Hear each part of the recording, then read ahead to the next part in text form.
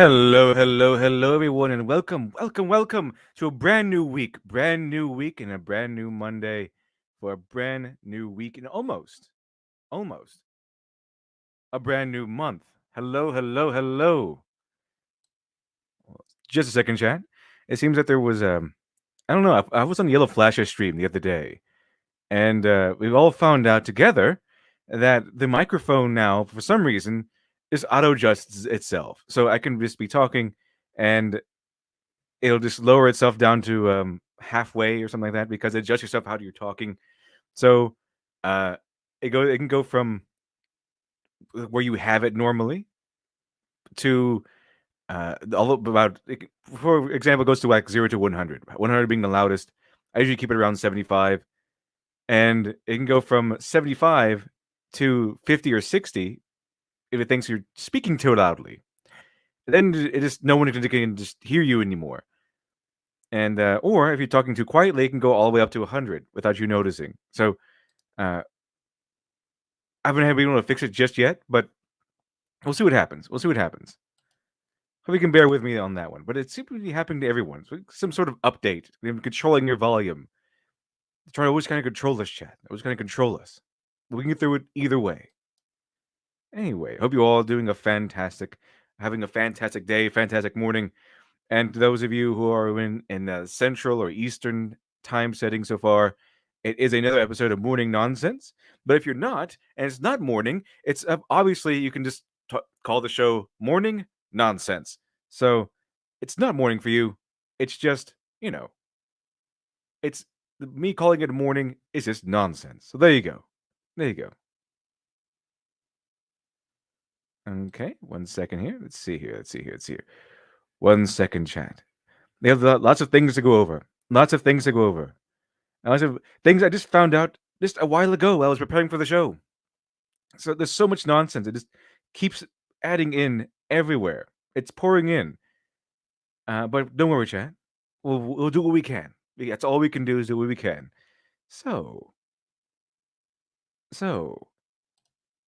let me get this up real quick. They make sure everything is up. Yep, the microphone auto adjusted again. So let's see here. I'm going to go ahead and share this first before we've seen it. If you've seen the last episodes or some of the last episodes of Morning Nonsense, then you have seen this. You are aware. I covered this already, but I wanted to show you this just to give you a little refresher of what it is. You remember Gotham High? A new trailer just came out. It's basically to give you a rundown. It's essentially just all the Batman people, all the Batman characters, just in high school now. And it's not just like a show about them being in high school. It's basically about a show about Jack Napier before the pre-Joker guy, Catwoman, Selena Kyle, and Bruce Wayne being in high school and having a love triangle with each other for some reason. And obviously, it's not the Prince and the Pauper sort of situation. It's more like a Selena Kyle has the heavy burden of choosing between one rich, charismatic guy and one edgier, handsome, charismatic guy. It's a he's basically Twilight, but set in the Batman universe. There's a interesting little tidbit that just came up. Let's see here. 1 second, chat. I just wanted to show you that. You know what? I'll go ahead and show a little bit of the trailer. Just a little bit of the trailer to get a nice refresher of the feel of this nonsense. And it's not really something that seems a lot of substance, which is why I don't like it. It just seems like a cheap play to get to hook in kids by people who have no idea how to connect with kids. That's what the kids are in these days, right? They're into social media, and somehow Bruce Wayne has 2 million followers on Twitter. Somehow, how important can he be? Right. Okay, so let's go. Let's check it out real quick. Just gonna play a little bit just so you can get the setting of what this is. Welcome to Gotham High, where everyone worships the rich and the beautiful. And no one is richer or more handsome than Bruce Wayne. He doesn't have friends, he has followers. Yeah, it's 2.4 million followers on Twitter. Okay, well, is he the president? What's going on? Why is the son of someone what is the son of some rich, like some random billionaire, the son of some random billionaire, have 2 million followers. But here's the thing. Here's the thing. This is essentially how it goes. So is Bruce Wayne being introduced, and then we have this next part. My friend Jack Napier has nothing to his name except So there's a Joker. Everyone, it's a Joker, and the Joker is also really really handsome and charismatic. So it's not one. It could have been a balance between one guy who is obviously very attractive, very traditionally attractive, who is handsome, charismatic, and rich, and pretty much the star of the city. And it could have been the other guy who's rougher, but has more of a a personality you might be attracted to, who is like a kind of like a rough stone, someone that needs polishing but is interesting underneath. No, it's just they're just both charismatic. They're both really really handsome. Poor Selena Kyle. Poor Selena Kyle. So I just want to show you that. It's basically I just want to show that part up. Just show you the trailer, just set that up. But here's the thing: I thought it was a joke that people were calling Bruce Wayne Chinese because he kind of looked the way that the art made him look. He looked more like Chinese. The way his hair is. He looked a little more Asian. He had an Asian look to him, which is fine. It's his art style. Doesn't really matter. But they actually did make him Chinese. I thought it was a joke, but they did. Now, because I found this out this morning, in fact. A second, I'll do this first. Boomher, thanks for the two. Trashy romance porn for for comics. Essentially, yes. It's essentially what it is. It's unapologetic, very very overt in what it's doing, and it looks. They could have this, but this is so blatantly high school. This is pulled out right out of a fan fiction.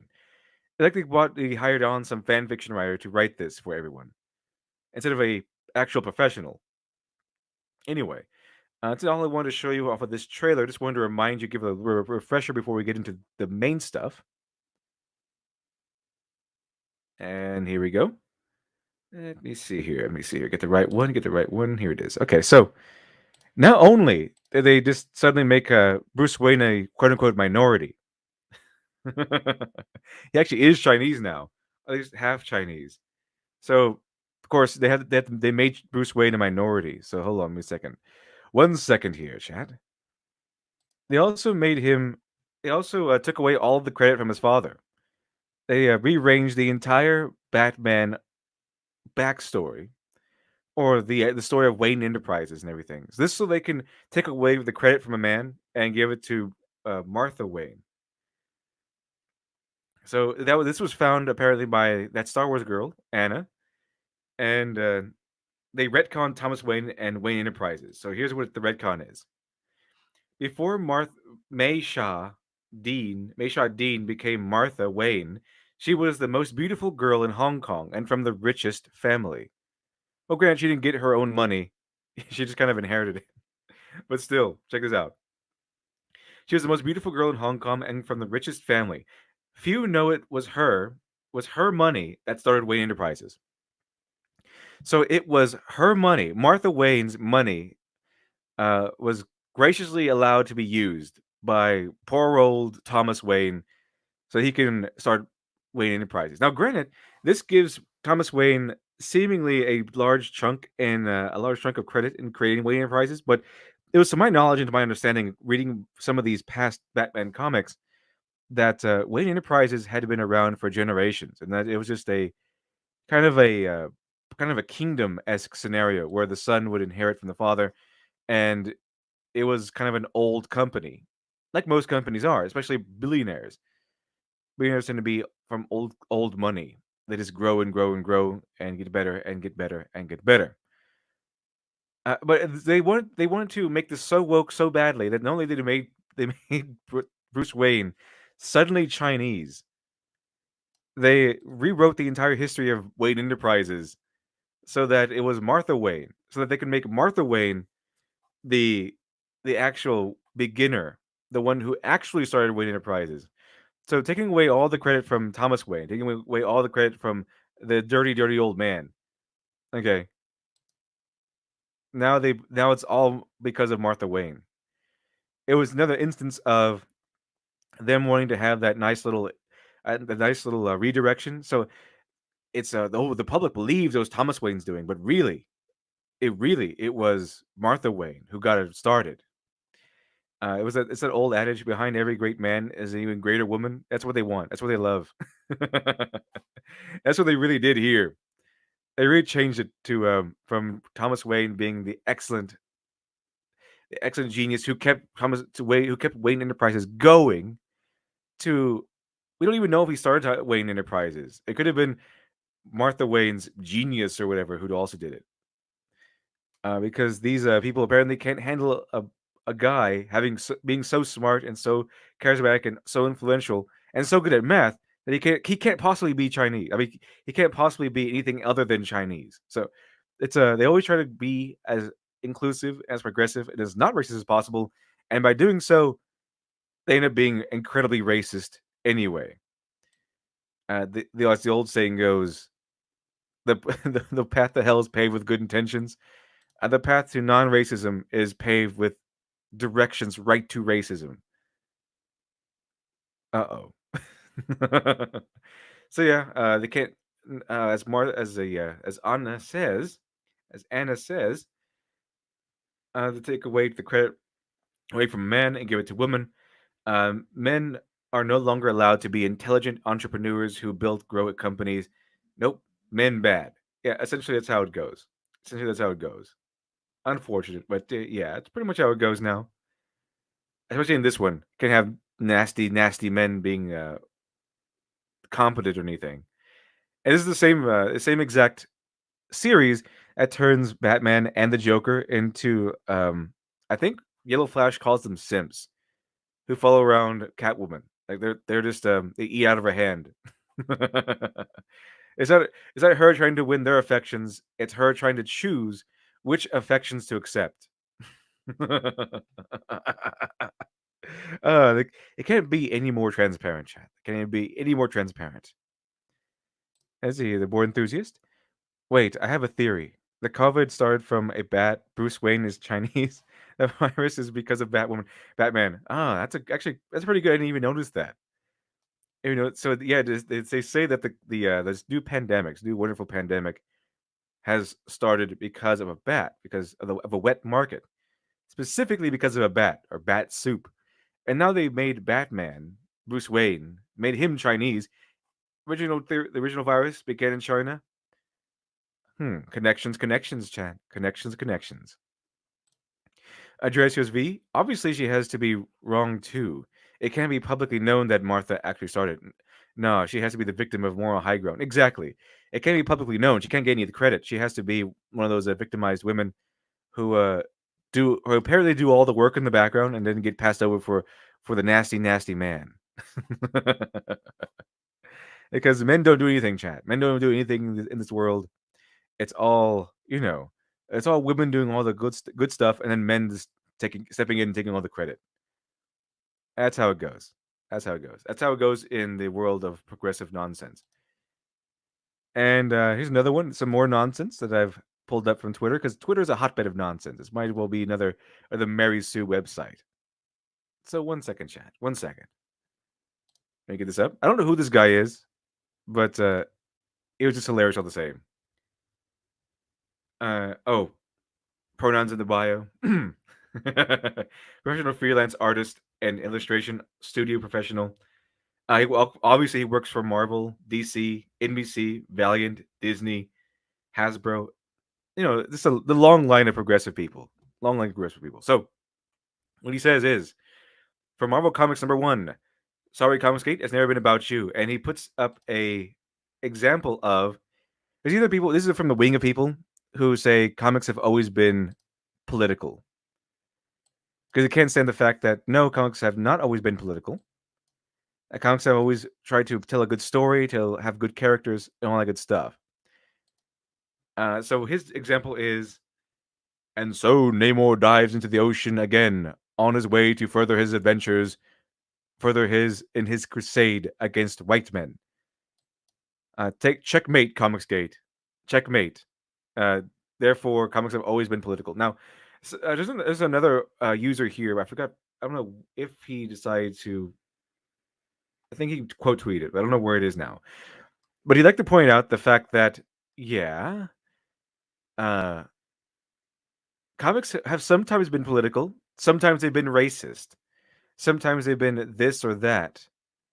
Okay, sometimes they have been political. Doesn't mean they always have been political. Doesn't mean they've all been political. Unless they've always been racist, and they have all been racist. Okay, it doesn't work that way. But one thing they have tried to do at the very core is try to tell a story and produce good characters and scary villains, admirable heroes, and superheroes fiction and these comic books. That's one thing they've tried to do. That's one thing to remain consistent. Sometimes they're political, sometimes they're racist, sometimes they're just awful.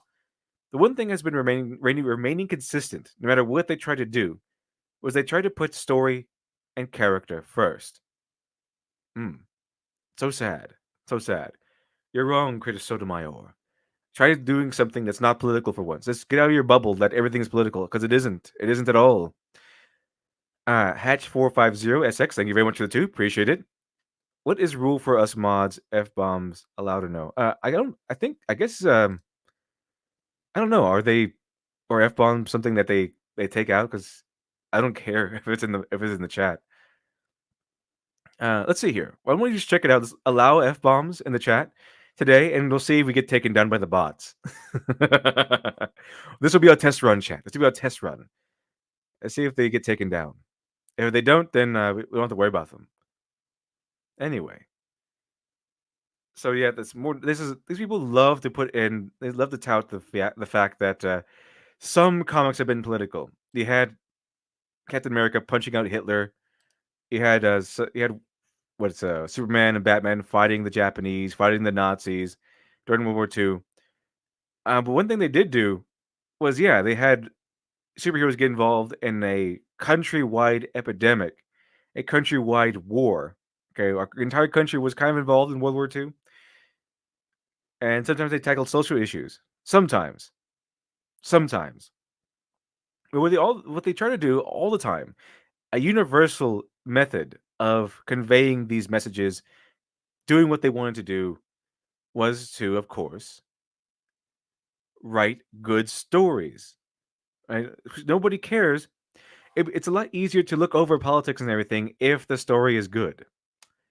Okay, if the story is good, if the characters are believable, and if the main problem is a really bad guy trying to do bad things. So it can show what it shows is that ultimately any side can have a bad side to it, and any side can have a good side to it. So what the bad guy usually does is, if you have a political method, a political story, okay, what usually happens is that you present two sides of a political opinion or a political issue that you can reasonably be on one side of, and you can reasonably be on the other side of, and then you have the bad guy take one side, and then he takes the most extreme version of that side. That way, it's more like, here's the bad part of it, but it doesn't mean the whole issue is bad. It doesn't mean the whole side is bad.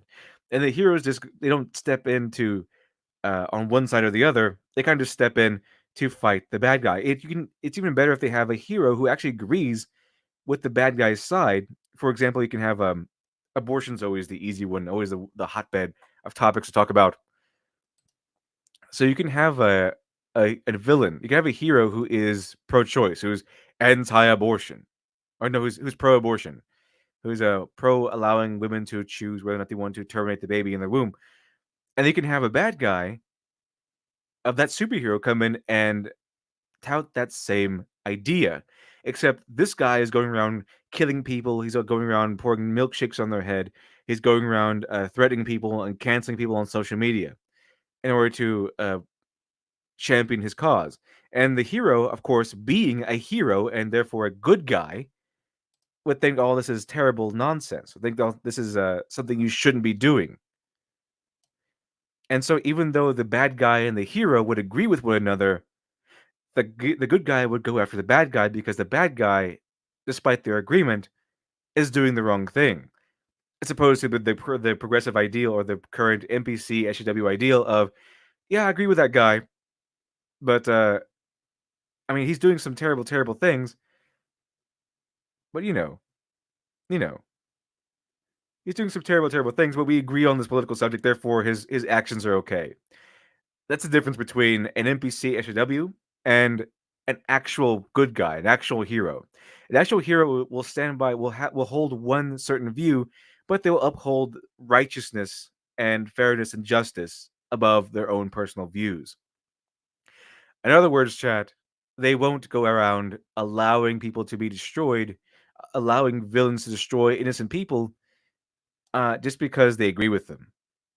That's the difference between your NPC SJW and an actual hero.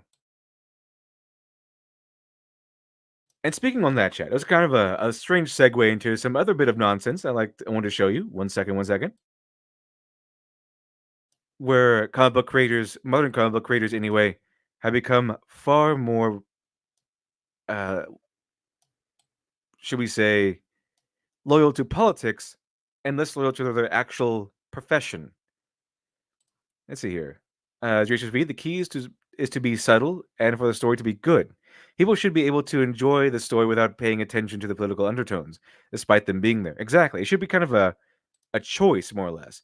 I can read, sure, I can watch the movie Shoot 'em Up. I can just enjoy a movie where Clive Owen shoots up a bunch of bad guys and saves a woman and child.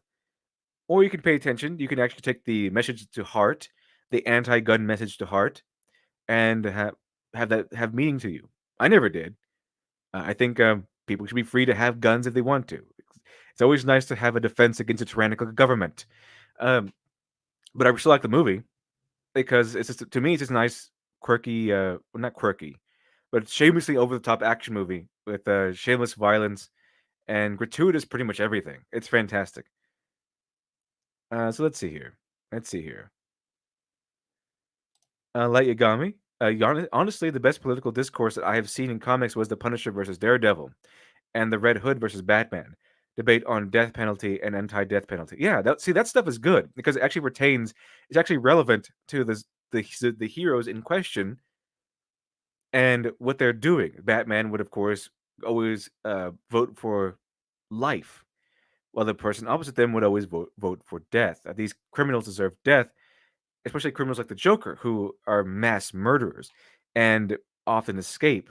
And you have to often come back out and capture them again. But by the time you capture them again, by the time they are captured once again, they have already committed more murders. They've already committed more murders, chat. More innocent people died because they were left alive from last time. So it's an interesting issue, and the thing is, those both are interesting occurrences, or both interesting events, because in both instances, Batman and Red Hood and the Punisher and Daredevil, you can kind of see reasoning on both sides, and not one of them is presented as right or wrong. One of them eventually wins out of the other, but the issue itself gives you something to think about, because even Batman might even move forward knowing he's wrong or right. The thing is, when they're fighting with each other, it's one person has to come out on top because they're fighting. Okay, they're in a battle, and they both have strong convictions, and neither one of them will give way. And that's what's a really good conflict built story. So while you might agree with Batman, or you might agree with Red Hood, or you might agree with the Punisher, or you might agree with Daredevil, the point is the story must resolve itself, and the conflict must also resolve. Let's see, the board enthusiast. The plot should be the cake, allegory, and symbolism are the toppings, and the plot outside of the context of the allegory and symbolism should be able to stand on its own. Exactly. Exactly. So I shouldn't have to accept your side of things. I shouldn't have to eat up your politics that you added into the story. I can just, if I wanted to, I should be able just to enjoy the story, because what politics are present are kind of tied in and cleverly sewn into the actual characterization and story and plot of what I'm actually reading. as opposed to modern entertainment that just says, "Yep, these guys are good, these guys are bad, those guys are bad guys, we're the good guys, and we're gonna write stories where we we show the heroes being on one side of a political uh, issue, and then being the total good guys and fighting the bad guys who are all on one side of the political spectrum, on one side of a political issue, and then them not fighting a outrageous one or an extreme person, extreme holder of those views, but just painting all the people with those views as evil or incompetent or just racist or something. So there you have it. And this tweet I'm about to pull up, chat.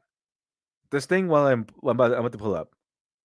It's where the very well-known creator Dan Slott, and it goes to show you that they weren't really all that interested. It is seemingly that all not all that interested, chat, in making comics these days. No, they have kind of degenerated into being interested only in politics. Let me see here. Hopefully, this is the right one. There we go. This is Dan Slott. This is Dan Slott. He made this back in 2016. Not recently, but all the way back in 2016, chat. It's been a while since then. It's been a while since then. We had a epidemic, a lot of crying, a lot of tears since then. Let's see here. Angel of Thy Sword. Politics should be coincidental. Can be coincidental consequence of committed storytelling. Nothing more, nothing less. The moment you place politics at the forefront is the moment you lose creative control. Exactly. Because politics just drives and waters down everything, makes things more boring. Basically, you're just going into a room of Congress where everyone is dressed in tights. It's kind of strange. So let's see here. Let's check this out. Let's see what the wonderful, wonderful, wise Dan Slott has to say. He's obviously one of those guys, one of those people who are on the right side of history, chat. On the right side of history. Calling everyone bad guys who aren't bad guys. Call everyone who does not agree with him bad guys. So so this is interesting when you compare it to today. Now Dan Slott and all these other comic book pros are out there right now as we speak. Okay, right now as we speak, they're all crying because the comic book industry is effectively shutting down, and then no one is buying their comic books anymore. No one is signing up for digital. Everyone's saying no, we don't want to sign up for your comics. We don't want to do that, and they're all out there scrounging for something. They want to go back to work in the actual industry. They want to go back to work as census takers. They're crowdfunding for comics. They're actually making their own Kickstarters now, making their own Kickstarters for comic books, including Ron Mars, which I will get back to in about 7 days, because he was about to fail the Ron Mars, by the way, is the comic book pro who says my customer is not the customer, is not the comic book buyer. Ron Mars is the guy who says, yeah, he doesn't care about comic book purchasers. His customer, according to him, is just the publisher. No, now the publisher is shut down. And now Ron Mars, alongside with several other professionals, or former professionals, they're fired now essentially. Ron Mars ran Running to Kickstarter to crowdfund their own comic, and he raised $5,000, which is pretty good. It's pretty good if you take that into account all on its own. It's not all that great when he asked for 7,500 and only had 24 hours left on Saturday. So what he did was he extended it 7 more days. So I don't want to cover it until it's been fully failed, a fully failed project. So we'll see what happens. See if it happens or not. But even if he does succeed, it probably will be by the skin of his teeth. Not too much. Not too much. Not too big of a success. Well, that's because he spent years and years saying things like the comic book purchaser, the actual customer, is not his customer. It's just the publisher. Well, he's also out on Twitter calling customers racists and bigots and stuff. And telling people not to buy their comics. Interesting. Very interesting strategy Ron Mars had. Now he's running back to us, chat. He's running back to the customer base in order to fund his comic book so he doesn't starve to death. Anyway, so here's Dan Slott, the wonderful, wonderful Dan Slott. 4 years ago now. And by the way, this is when they were on top of their game. This is when they saw no end to their run of fame. The gravy train seemed endless here, and they weren't going to the desperation they were now. They could not see the reality that is forming as we speak. A Hex Harper, crash and burn, Dan. We look forward to laughing at it. Exactly, we sure do, and we are laughing right now. So this was 4 years ago. I'm not sure if Dan would be saying the same thing now, but here's Dan Slott 4 years ago saying, if I wanted to sell more comics, I'd shut up about gun control, climate change, gay marriage, etc., and make everybody happy. But F it. So they know. They're aware, chat. It's not like they're unaware. If you've been giving these people the benefit of the doubt, that they think they think that this heavy political leaning, heavy politics in their comic books.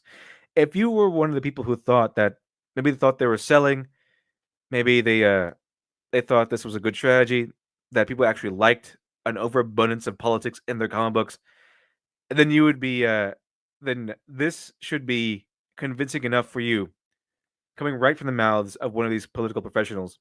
Comic book professionals, that it wasn't ever about comic books anymore. That they know that people are not buying comic books because of the politics. And they know, they were fully aware that that what they were doing was damaging the industry. What they were doing was killing the comic book industry. They were fully aware, Chad. They were fully aware. This whole time, they were absolutely aware that you did not like all this heavy politics in the comic books, that you just wanted characters and stories. And they also were fully aware that if you went ahead and told them that I don't want this politics stuff in my comic books anymore, they are fully aware that you did not like it. They are fully aware that you weren't buying, and they are fully aware that it was affecting overall sales and overall profitability of comic books. They were fully aware this entire time for 4 years at the very least. Okay. The thing is, they didn't care. They cared more about spewing out their political agenda rather than telling good stories that people would actually buy. Telling stories that people will actually buy, saving the comic book industry. So this tells me, chat, that they actually care about their own egos, their own politics, more than they ever cared about actual comics. So I'm saying this deserves no pity. What they're going through now, this is karmic justice, because this is what they're getting what they wanted to put on other people. The comic book professionals are in the position they are now knowingly because of their own actions. They knowingly did this. They just thought the end would never come. They just thought the gravy train would last forever. That they can disrespect customers, that they can chase away customers, they can ruin decades of legacy, decades of characters and stories, and ruin everything that the people who enjoy Marvel comics and DC comics came to love, who enjoy all of that. People who enjoyed these things for years. I think they can just chase away these customer bases and everything would be fine. Let's see here. Let's see here. Let's see. 1 second here.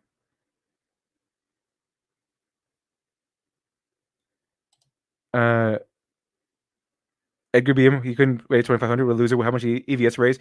EVS, even after everyone's trying to destroy him, he went ahead and raised over $400,000. It's nothing against anyone who can't make 2,500. I mean, it's relatively speaking. This is what I mean by relatively speaking. So, if you're a new professional or whatever, if you're a new creator, 2,500 is actually a pretty big victory. But thing is, it's Ron Mars. He prides himself on being a comic book professional. This guy is someone that has a fan base, has a good following on Twitter, and he is a writer. He's an actual published writer for comic books. And if you would think that he'd be able to do what professionals do, you think he'd be able to do what a lot of indie creators can do nowadays. But here's the thing. But here's the thing. Ron Mars probably thought he was going to be able to make a lot of money because he saw all this big. He saw people who are virtually unknown. People like even myself. People like that Umbrella guy.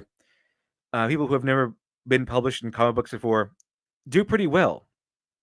He saw people like because that Umbrella guy got $100,000 for his comic, over $100,000, and he's a professional with an established name in the comic book industry, and he could barely get. He couldn't even raise 7,500 in 30 days or so. This goes to show you that had you think if he had been respectful, if he had been respectful, if he had been a good person, a good had a good relationship with the people who read him, a good relationship with the customer base, they would have rallied to him and say, "We love your work and we love you as a person." But he wasn't. He was disrespectful.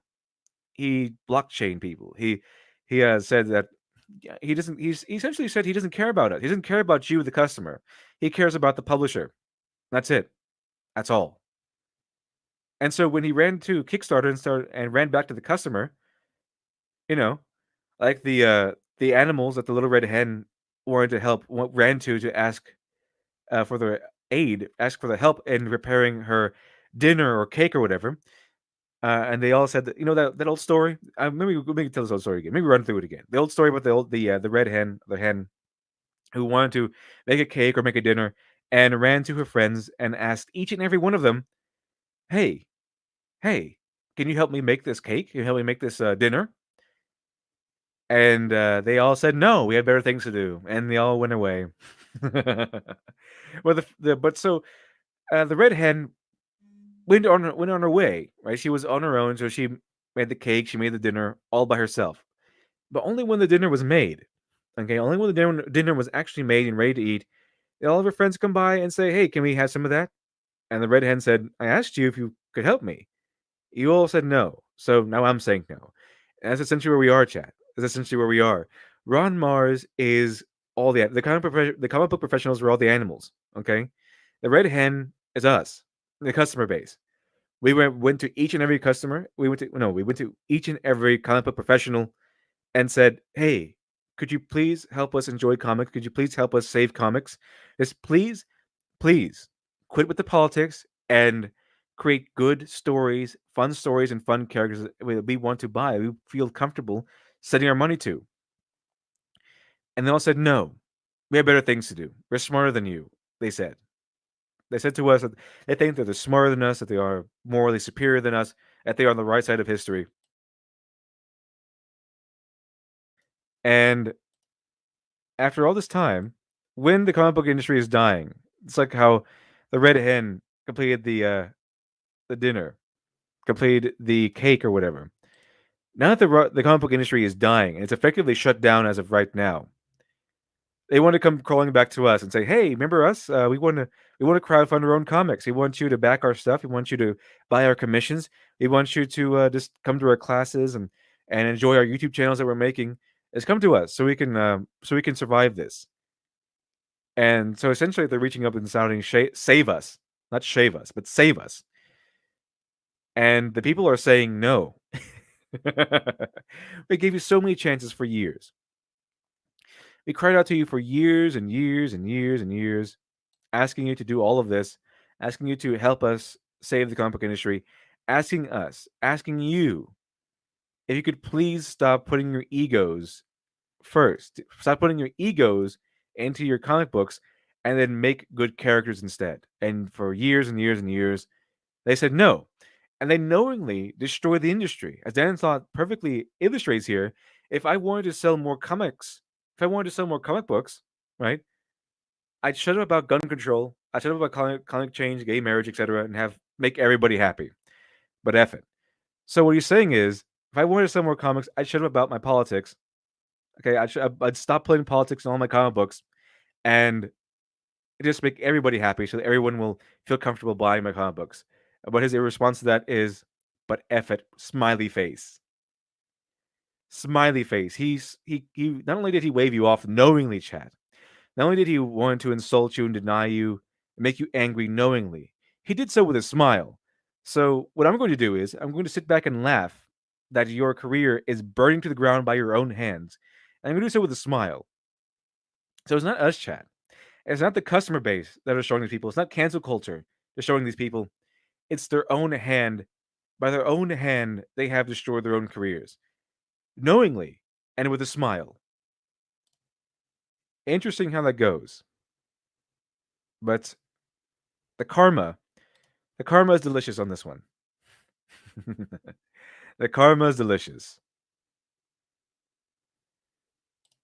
Board enthusiasts, they need to adapt to the no one wants their stuff. Yeah, they don't. No, not anymore. Not the way they've been treating us for years. Not just a few months, not just a few days. Years. Years. What Athesma, what comic is done slot tried to crowdfund? I'm not sure if he's actually tried to crowdfund a comic book yet, but Ron Mars has. I think Richard Pace is trying again, and there's a few others. I think someone tweeted out on attached to Yellow Flash's stream where he tweeted out his stream.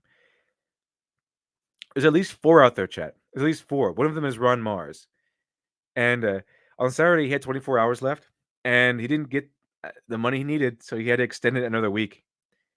I bet you that really bruised the ego, and that's so can't be that egotistical when you're trying to go crawling back to a customer base that you have been demonizing for years. Anyway, chat. I thought that was a nice little intro, nice little tidbit we could go over. Let's see here. Barry Bend, did you see some guy's video on why SJWs can't write comics good?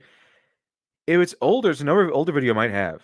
It's an older video. I haven't seen any of his videos recently. Not recently. Sketch therapy. I desire more than anything to complete the complete annihilation of DC, Marvel, IDW, Dark Horse, and more. Their bankruptcy. I want them to die. I will not apologize for this. They want the same for me. Yeah, they want the same for us, chat. They didn't want independent creators coming out. They didn't want you to be happy. They didn't want us as a consumer base to have anywhere else to go than them, and they knew it. They felt like that was true. Okay, that's why they hate things like Comicsgate. That's why they hate the independent creator. They don't want you to be able to go anywhere else except their politics-filled nonsense. They wanted you to be able to. They wanted to browbeat you into is giving them their money, giving them your money for whatever nonsense they pushed out, so they can just write a script in the afternoon, have it done by the next day or whatever, and just publish it, expecting that everyone will buy it. They don't want to have they don't want the burden of producing quality anymore. They just want to hang around on Twitter all day, write a script every once in a while, begrudgingly. Sometimes even a script just making the guy they got into a Twitter fight with as the bad guy, and then just make a comic book and hoping and expecting you to buy it. It's like they expected all the men to come to Charlie's Angels, and they felt that the men were obligated to come to go see Charlie's Angels and Birds of Prey, so that the men can just be in the theater and be lambasted by their movies.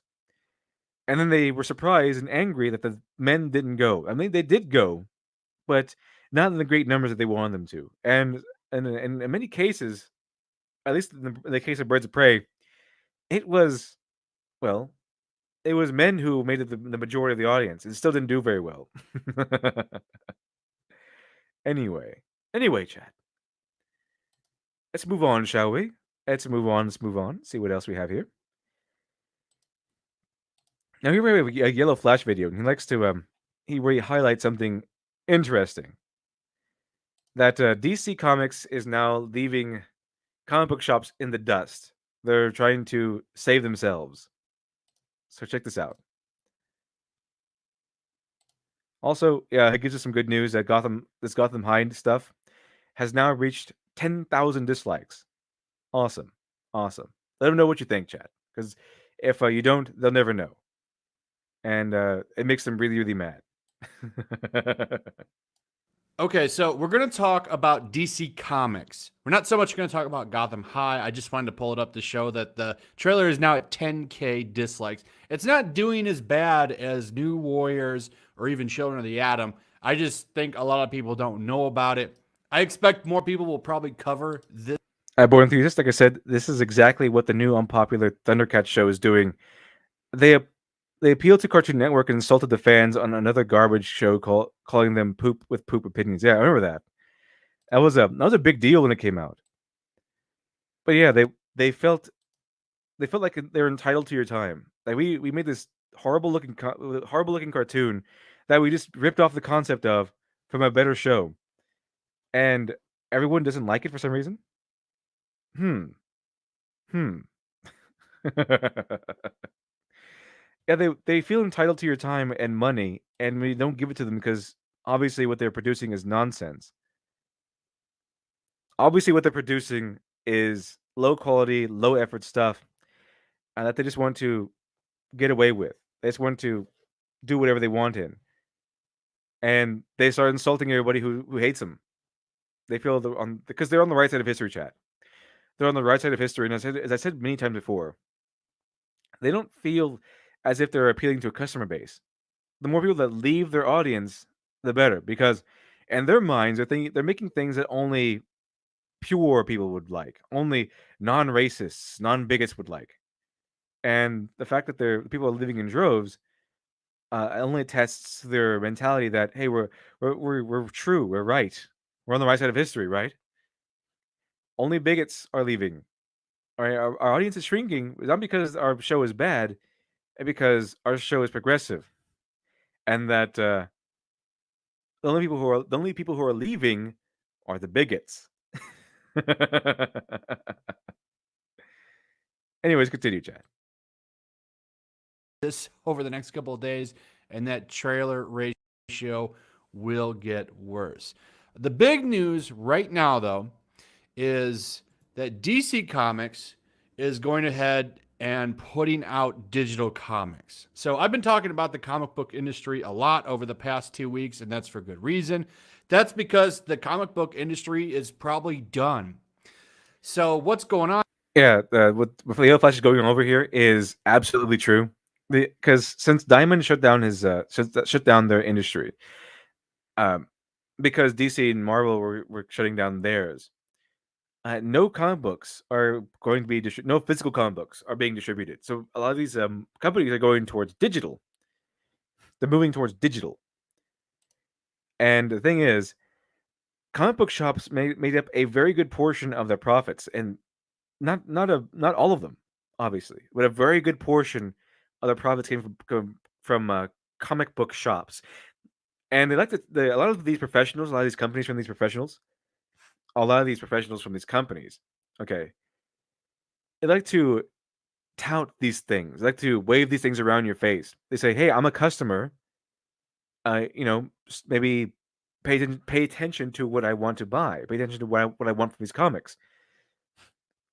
And just like Ron Mars said his customer was the publisher, a lot of these other professionals came out and said, "Well, you're not my customer." They said that we were not the customer, that the comic book shops were the customer because the comic book shops are the ones that give them the money. Okay, we as the comic book pursuer, the comic book buyer, we go into a comic book shop, we hand the money over to the comic book shop, and the comic book shop gets money from us. We don't actually give the money. We actually don't give the money to DC and Marvel and all those stores. So Marvel and DC don't get our money directly. They get the money from the comic book stores. The comic book stores they order like maybe 100 comics here, 100 issues of this, 100 issues of that, and the Marvel and DC companies, they get money from comic book stores. They get the comic book store money. What's obvious to everyone. I'm pretty sure I don't have to explain this to you, chat, but I'll explain it anyway because it seems that the professionals, the big brain, galaxy brain professionals, don't understand this. But without the customer money, right, without our money, chat, the comic book stores cannot survive. And if the comic book stores shut down, then DC and Marvel don't get the money from the comic book stores. They don't get comic stores ordering their supplies anymore. So this is what the reality that they're facing now, Chad. Okay, is, as Bleeding Cool says, an extinction level event, which I'll get into in just a second here. Rock Sale, thanks for $1.99. This is just manga now. Next is chibi version. Yeah, they're just producing. They're trying so hard to emulate manga in Western comics. They don't know how to do it because they don't take their time. They don't go into the effort it takes to actually study the techniques and why anime works, why these techniques work in anime, why these tropes work in anime, and they don't really work here. They're not really being all that popular here. Insult to the human race, thank you very much for the 2. Appreciate it. How is your fine self this morning? Oh, fantastic. Fantastic, Chad. Fortunately, I wasn't able to do anything yesterday. I've been weaning myself off of caffeine, which was horrible, which is terrible. I was a complete mess yesterday, but today I'm feeling a lot better. A lot better. So this is the chain of events. Okay, so this pandemic caused people to stop going places, caused Marvel and DC to stop producing new comics books physically. Pencils down. Remember, if you know that, pencils down was the Order 66 of the comic book industry, telling all the professionals, stop working. Okay, from here on out, all the stuff you're doing is not going to be paid work. We're not producing anything new. So they essentially close their doors to physical copies, and they're going towards digital. Because the comic book industry has been in a rut, because all these professionals kind of ruining everything for comic books, Diamond and the comic book stores have been coasting on razor thin margins of profit. Okay. Razor thin margins of profit. And so when this whole thing hit, the comic book industry was dying already, but this kind of just closed the casket on them. Because what happened was Diamond, because it was a domino effect. Okay.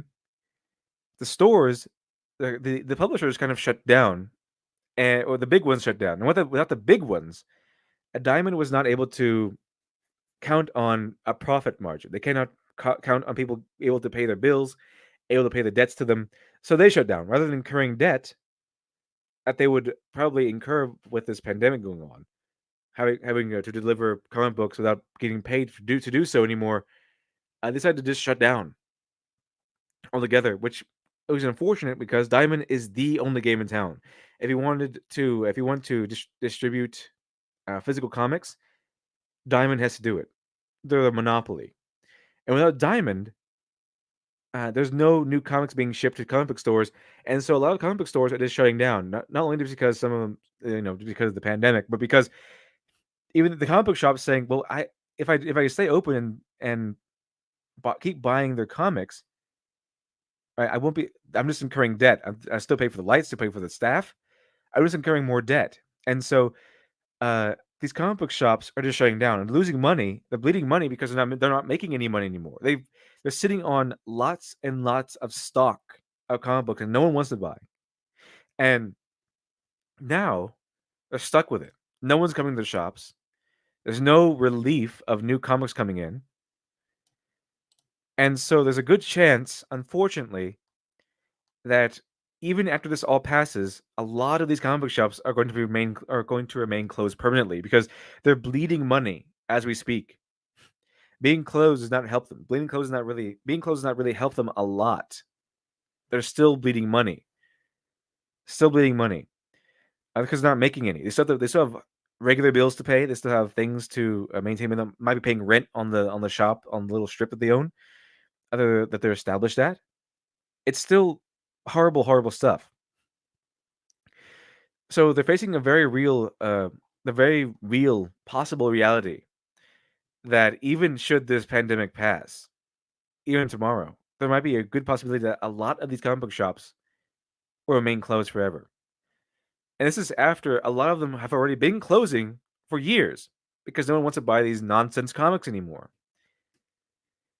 So if there's no comic book shops, then DC and Marvel are going to be in a lot of pain because there's not going to be any there's not going to be a huge section of industry, of companies buying their product anymore.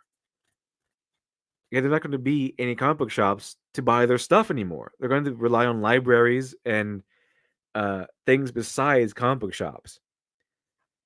Now where will the professionals be? Where will the professionals be then?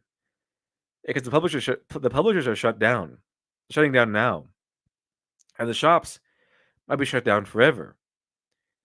So that DC and Marvel are going to lose possibly that huge source of income that they've been relying on all this time, and they hadn't cared about until now, because yeah, it's been dwindling, but it's been dwindling very slowly. And comic book shops, and this is why they, by the way, this is why they refused buybacks, because they know that the comic books were selling terribly. They know it. They knew it, Chad. They knew very well that the comic books were they're selling terribly. So they shifted the burden that should have been theirs onto the comic book shops. I see Rocket Sandlex for $1.99. Appreciate it. Thank you very much. This extinction is going to level the playing field. Yeah, exactly. Because now the publishers and the comic book pros aren't going to have the same gravy train they're going to have anymore. They're not going to have the luxuries that they've had in the past. They don't have the luxury of insulting the customer anymore. They don't have the luxury of making comic books that they know aren't going to sell anymore. They don't have the luxury of hiring people like Gail Simone, who puts in the minimum amount of effort into terrible comics. Okay. It's just not going to happen anymore. It's the whole playing field has changed. Even if the pandemic passed tomorrow, the whole playing field has changed significantly.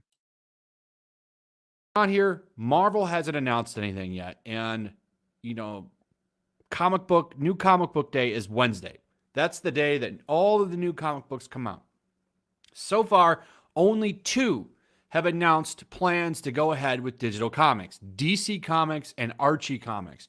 Everybody else so far is pencils down.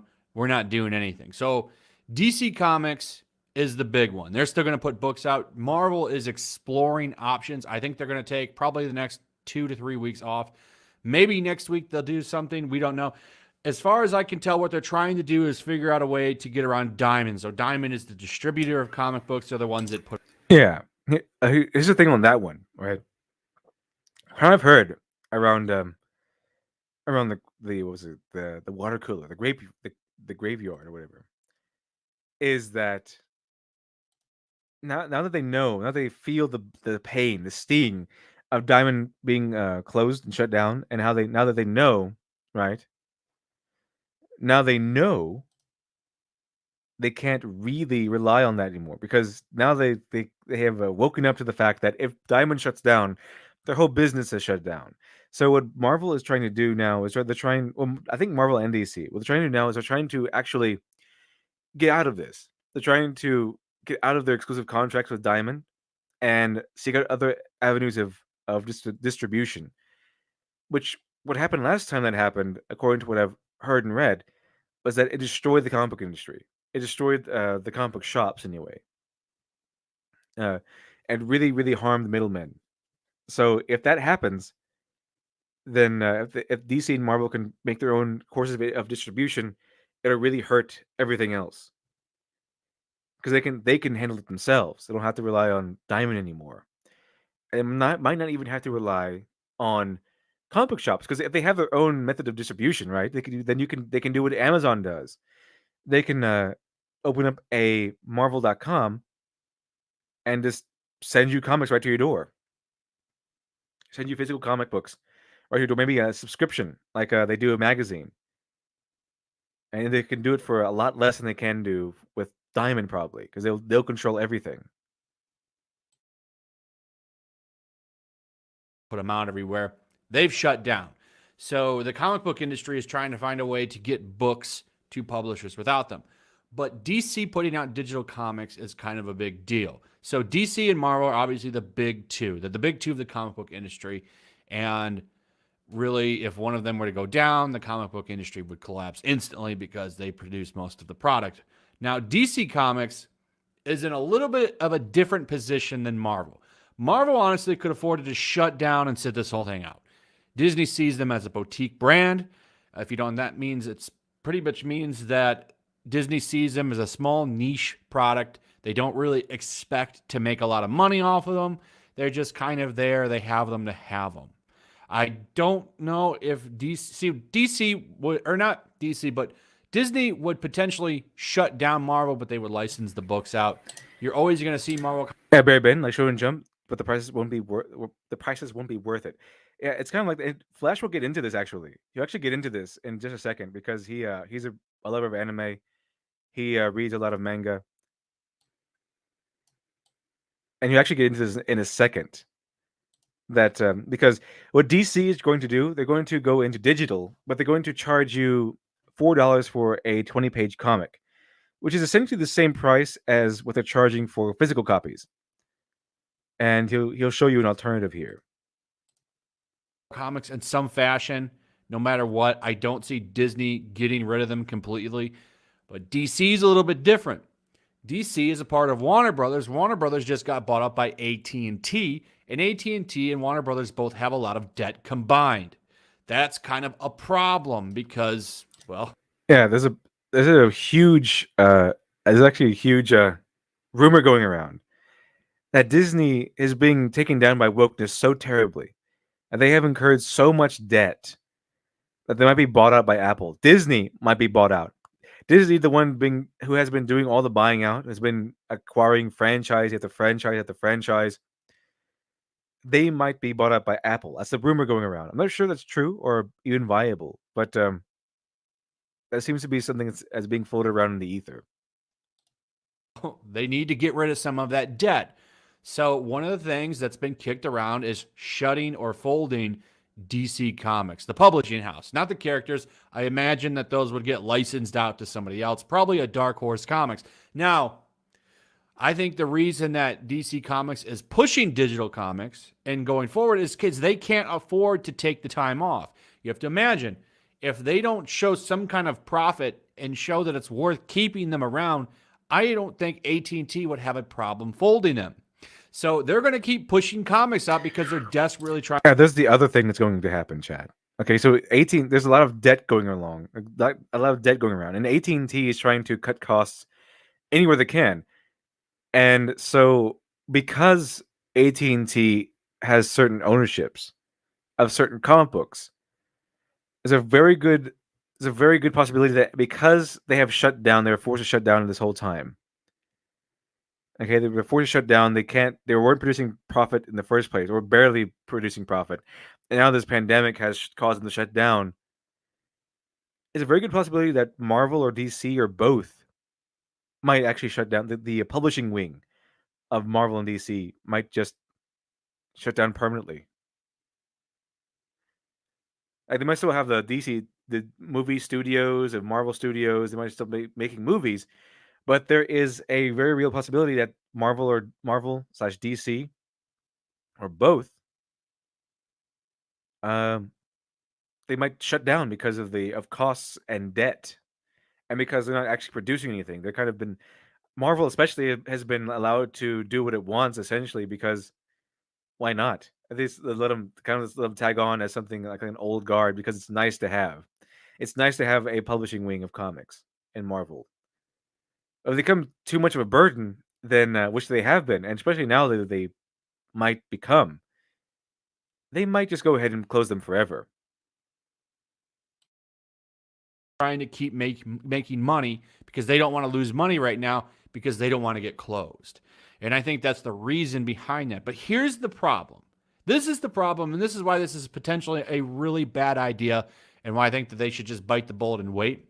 And this is because of comic book shops not getting physical books. Until they can figure out a way to keep comic shops getting books, they really shouldn't do this. Comic book shops get their stuff through Diamond. So if they can't figure out a way to make this work and they have to go back to Diamond, let's say Diamond reopens on Easter, which is the big date that is being pushed. I think that changed recently for everything reopening. So, you send all the comics over to Diamond, right? But you've already been putting books out every week. Every week you're putting books out as DC Comics. This makes a lot of backstock. So You've already now made back stock of older books to send to comic book shops that don't matter because they've been published for weeks now.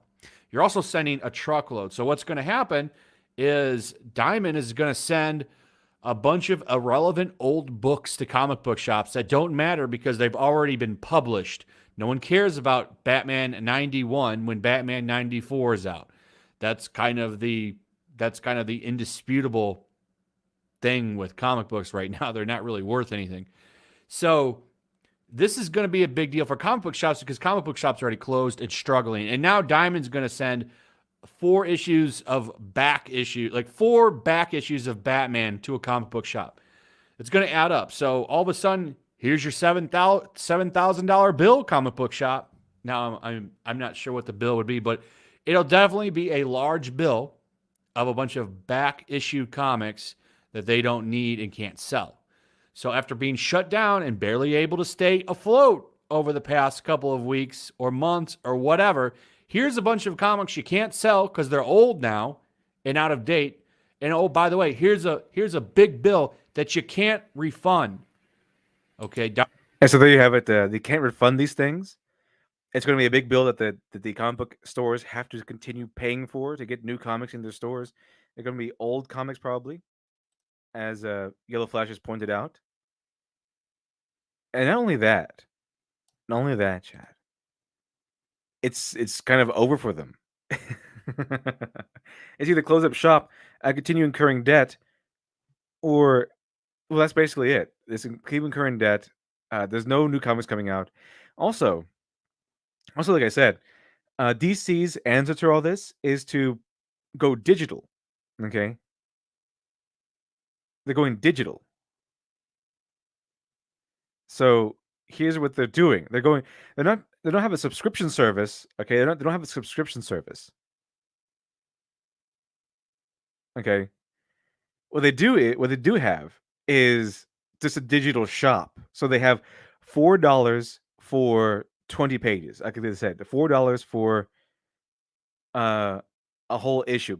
So they have a brand new issue of Superman. It is $4 just for that issue, not to read everything in the catalog for a month or so, but $4 for just the brand new issue. Okay. So what happened?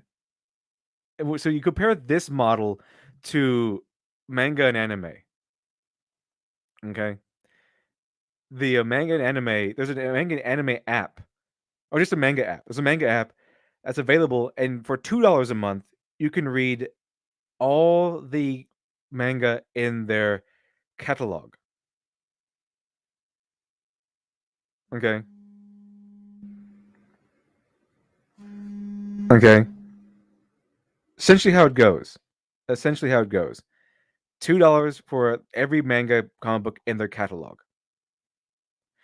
as opposed to $4 for just the new 20-page issue of the latest comic book from DC. Okay, so here we go.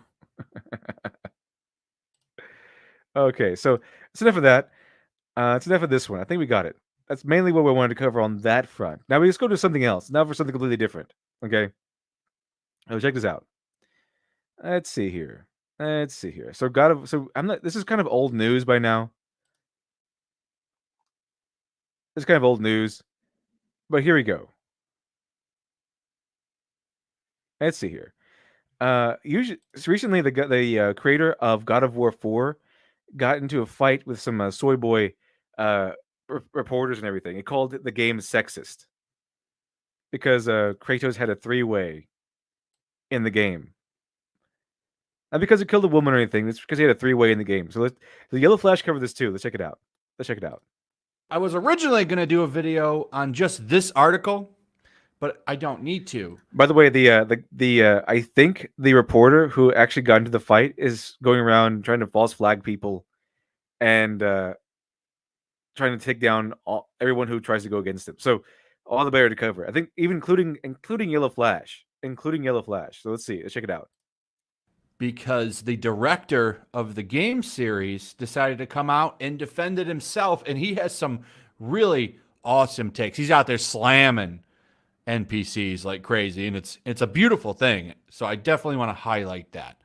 But here's the thing with God of War. So PS4 God of War came out like what, 2 years ago? Great game, by the way. Awesome game. Probably one of the best games on the system. And in my opinion, the best game in the series. Because it took the series in a new direction in a lot of ways. Because if you've played the old God of Wars, they're big button mashers. And while they're fun games, that's not my favorite type of gameplay. God of War on PS4, though, is. That's a great game. But unfortunately, crazy NPC Puritans decided to, of course, try to dissect that game in their own weird And here we go. Here we go. Here's the meat of the problem, chat. Here's the meat of the problem. ways because, well, they don't seem to understand how when you get older and if you have kids, you change as a person and kind of, grow and so on and so on. Well, at least if you're healthy, you do.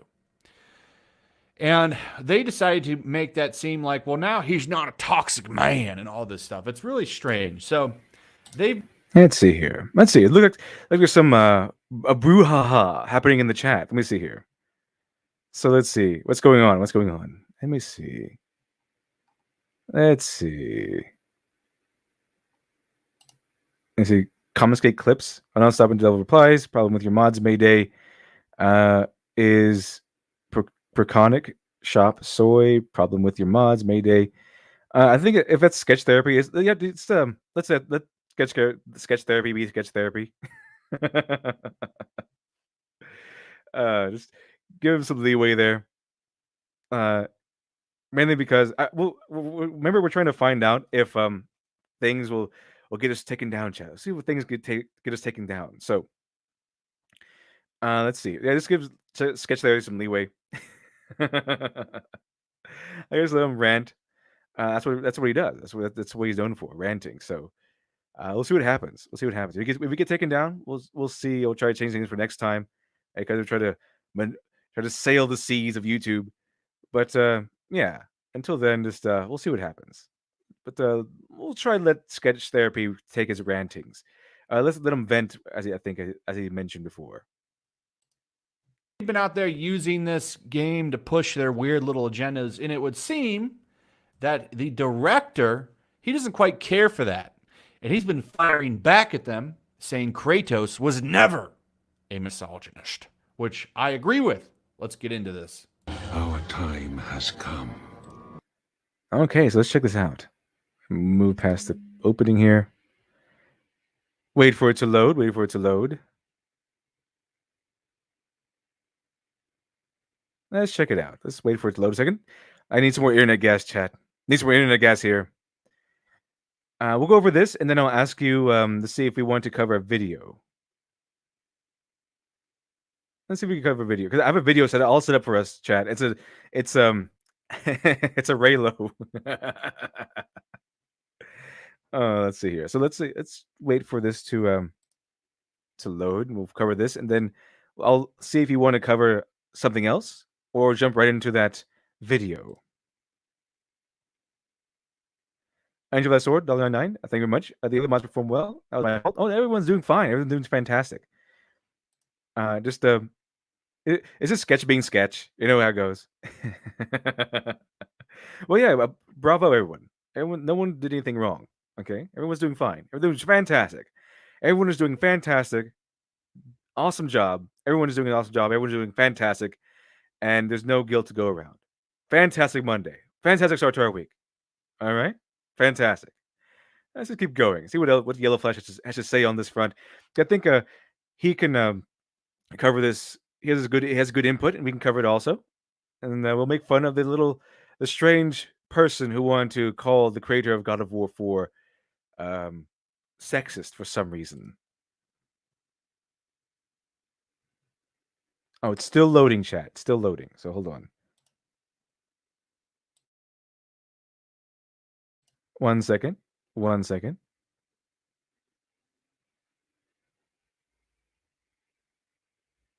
Okay, let's see here. Let's check it out. Okay, come on. Need some more internet gas, it seems. Need some more internet gas. A little slow. Power.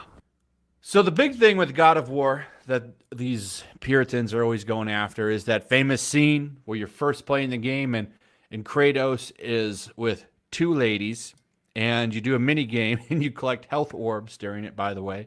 It's really funny, okay? And you get an achievement when you're done. And to the normal person, I see, Barry Bend.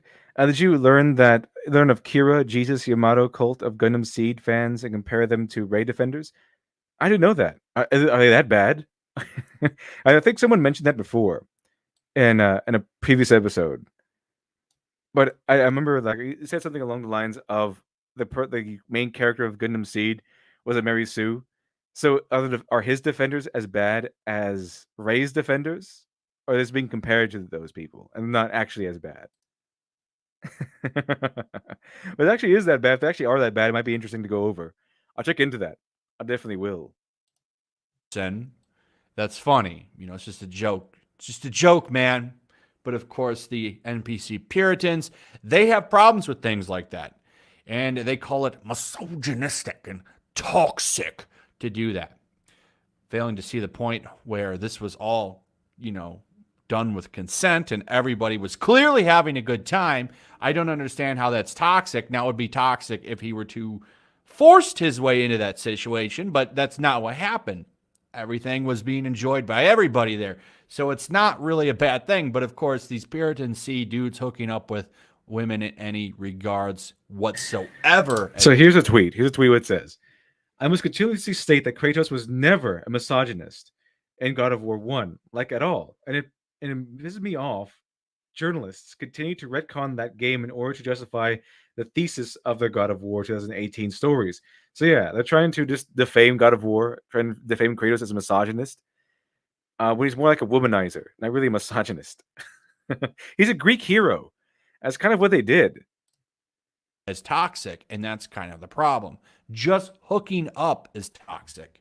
And that's really the issue with these people. That's why I like to call a lot of them Puritans. Yeah, exactly. A J Doe. I hate when these journalists act like they speak for all women. You don't, buddy. Yeah. They don't.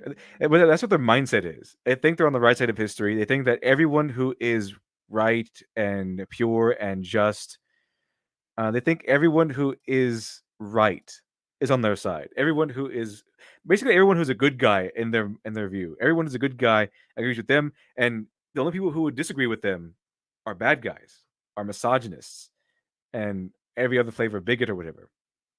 That's essentially how it goes.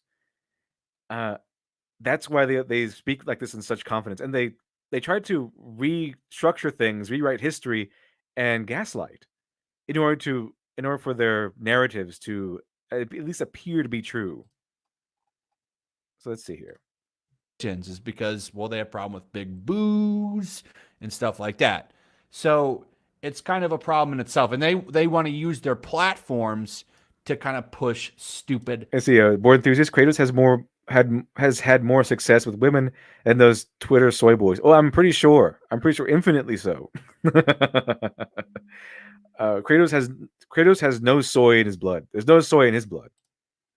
Not even one little ounce. Takes like that, and that helps somewhat influence people. That's why we have so many of these dummies. So the director of the game took to Twitter to give his opinion. He said, I must continually state that Kratos was never a misogynist in God of War 1, like at all. And it ticks me off. Journalists continue to retcon the game in order to justify the thesis of their God of War 2018 stories. And he linked the article there. So then some clown's going to eventually come in there and start arguing with him. But he says this first. Let me be super clear. In case it wasn't. Me putting the word journalist in quotes implies the guy sucks at his job. I think based on this article that he does. Oh, good. This is awesome. I like this guy. He's a true hero. And these guys aren't journalists. He doesn't just suck at his job. Okay. If he's like any other modern journalist, which he seems to be, if he's crying about misogyny in these video games, even though there's no misogyny in these video games. Okay. Seems like your typical soy boy journalist. Then he probably does suck at his job, and he probably isn't much of a journalist. He probably is, because journalism has gone from in the past it being more along the lines of going out and actually searching for a story, uncovering truth that no one that's not in the public eye already. It's going out and discovering what isn't actually readily discoverable. To modern day journalism, which is just sitting on Twitter all day and then gathering a bunch of tweets and then making an article about it. Yeah, that's essentially how it goes now. So it's gone from people actually doing work as journalists to just laying around and writing articles on pretty much what you're doing anyway. Is surfing on Twitter all day. That's it. Just collecting tweets. You don't do that anymore. Okay, you don't go out and work anymore. You don't go out and discover things, discover truth. Uh, go in and try to uncover the dirty secrets of said industry. No, it's just sitting around and collecting tweets all day. That's all you do. That's all you have to do these days. Let's see here. Don't worry, David.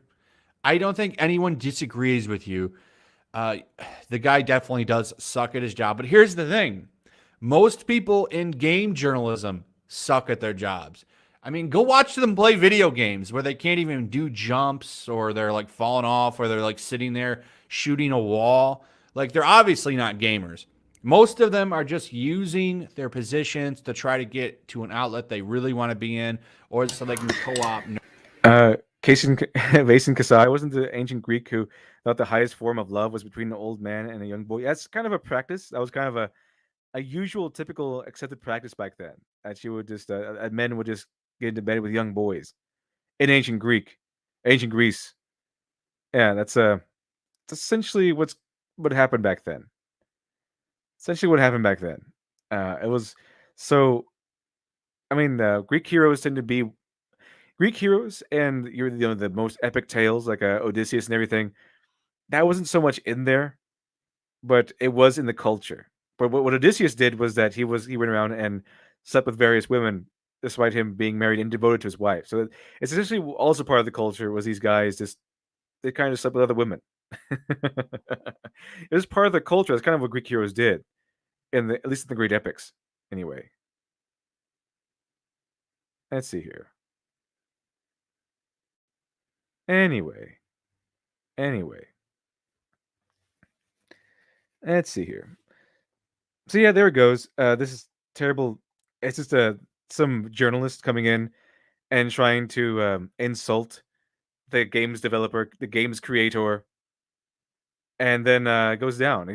This had a slap fight on Twitter with the game's creator just destroying the journalist, just obliterating the journalist on Twitter. It was fantastic. Anyway, let's see here. I think that's it for that one. Essentially, what happened. What do you say, chat? I'll leave it up to you, chat. What should we do next? Should we go over another article? Should we go over Undoom's video where he highlights the problems with Star Trek Picard, or should we jump right into a Reylo defender, a person who defended the movies on the basis of being a Reylo? Which one should we go over, chat? Which one? I'll give you a few seconds here. I'll give you a few seconds to respond, and we'll make a decision together.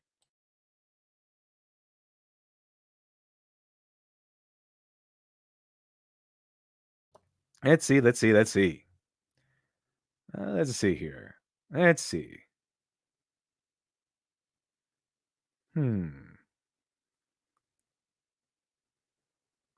Let's see here. Okay. Raylo Defender. Article sounds fun. Raylo. Okay. Picard. Doom.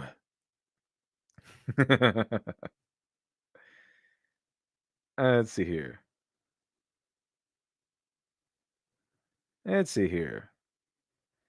Okay. One Piece review, then stream would never end. One Piece. Let's see. Raylo. Okay, I'm getting. Actually, it's not Doomcock. It's Undoomed. So, the different guy. In case you're thinking of a different person. Anyway. Looks like Raylos have it. So let's see here. Let me get the video pulled up, and we'll see. I've seen some of this video. But we'll see. See how it goes. I have not seen all of it, I don't believe. Okay. It seems like an alright video, but it was suggested to us. It was suggested to me as something that we should cover. And it's called Why the Rise of Skywalker Disappoints. Which doesn't sound too bad. It seems reasonable, but I think it gets unreasonable fairly quickly. So let's check it out. Spoilers ahead. Okay, that's copyrighted music. Let's go ahead and mute that part. Go ahead and mute that part. Let's see here. Okay, get through this. KHSGD, thank you very much for the two. Oh, I think your just name is KH. That's right. But thank you very much for the two. Appreciate it. Good morning, LD. Well, good morning to you. Good morning. Good morning. Good morning. Hope it's fantastic so far. Anyway, let's check out what he has to say. I feel like that's enough time to let the general conscious set in and let people decide for themselves how they feel about the movie. I've had a whole week to really dwell on it and think about it, and unlike any Star Wars movie ever made, this one is divisive. What the fuck? Look, I'm going to be honest with you, The Rise of Skywalker is a perfectly fine movie. It just is. You know, I could even argue it's a good movie. It's well shot, it's got beautiful acting, the story works, it's very cool to see lightsabers, and you know... Yes, it is very cool. It's very cool. All the stuff is always very cool. Unfortunately, they were in terrible movies. It's kind of the curse, you know. It's kind of the curse of being a special effects person in one of these movies. This happened a lot in Voyager, Star Trek Voyager. But you can be a writer, right? You can be a writer in these movies, and for some reason, it's okay if it's written terribly. For some reason, fans will still defend you. But however, if you're a special effects person, or if you're a sound person, or if you're a music person, then you don't have the same luxury. You don't have the luxury of a writer of having been able to pump out a mediocre script and then being carried by everyone else. You don't have the luxury. If you are a special effects guy, a lighting guy, a sound guy, a music guy, you have to be on your game 100% of the time, or people will notice, and it will just ruin everything. So yeah, the special effects people were on point in all of these movies. So bravo for them. It's just unfortunate that they had to be. Okay, it's unfortunate they had to be in this horrible, horrible movie, this horrible, horrible trilogy. Anyway. You know, if you just want to see a satisfying film, one that puts this trilogy to rest for the time being. Well, I will say that, yes, this movie does put this trilogy to rest. It's not satisfying. It's really not anything. It doesn't really give you any emotions other than, yeah, I'm watching a movie. It's kind of a hollow experience. It's kind of like empty calories. It doesn't really help anything. Okay, it doesn't really help much. HK47 for life. Thank you very much for the two. Appreciate it. The story works. And by works, we mean it doesn't. Yeah, it absolutely does not. It's barely a story. It's just a bunch of scenes that kind of sew together because they tested well or something. Concludes the story, then you will like The Rise of Skywalker. However, I don't know if being just a fine movie... It's not a fine movie. It was a terrible movie. And also, I kind of liked The Rise of Skywalker, not because it was good. I liked it ironically. It was such a terrible, awful mess. It was such a terrible, awful mess of a movie that it was kind of appreciative. And furthermore, it was at the very least, it didn't do what Rian Johnson does. It didn't make it political. It didn't divide. It wasn't divisive. It was just it was a movie that tried to placate to Star Wars fans. They tried to make it a Star Wars movie again. It just had so much to pick up from, so much mess to clean up from The Last Jedi. They kind of didn't. It was doomed from the start. It was doomed from the start. So, it was a terrible movie. It was not fine. It was awful. It was awful in every single way. So many problems. However, it was at least somewhat enjoyable to watch because of how bad it was. And that you could actually turn your brain off and not feel like the producers of the movie hated you.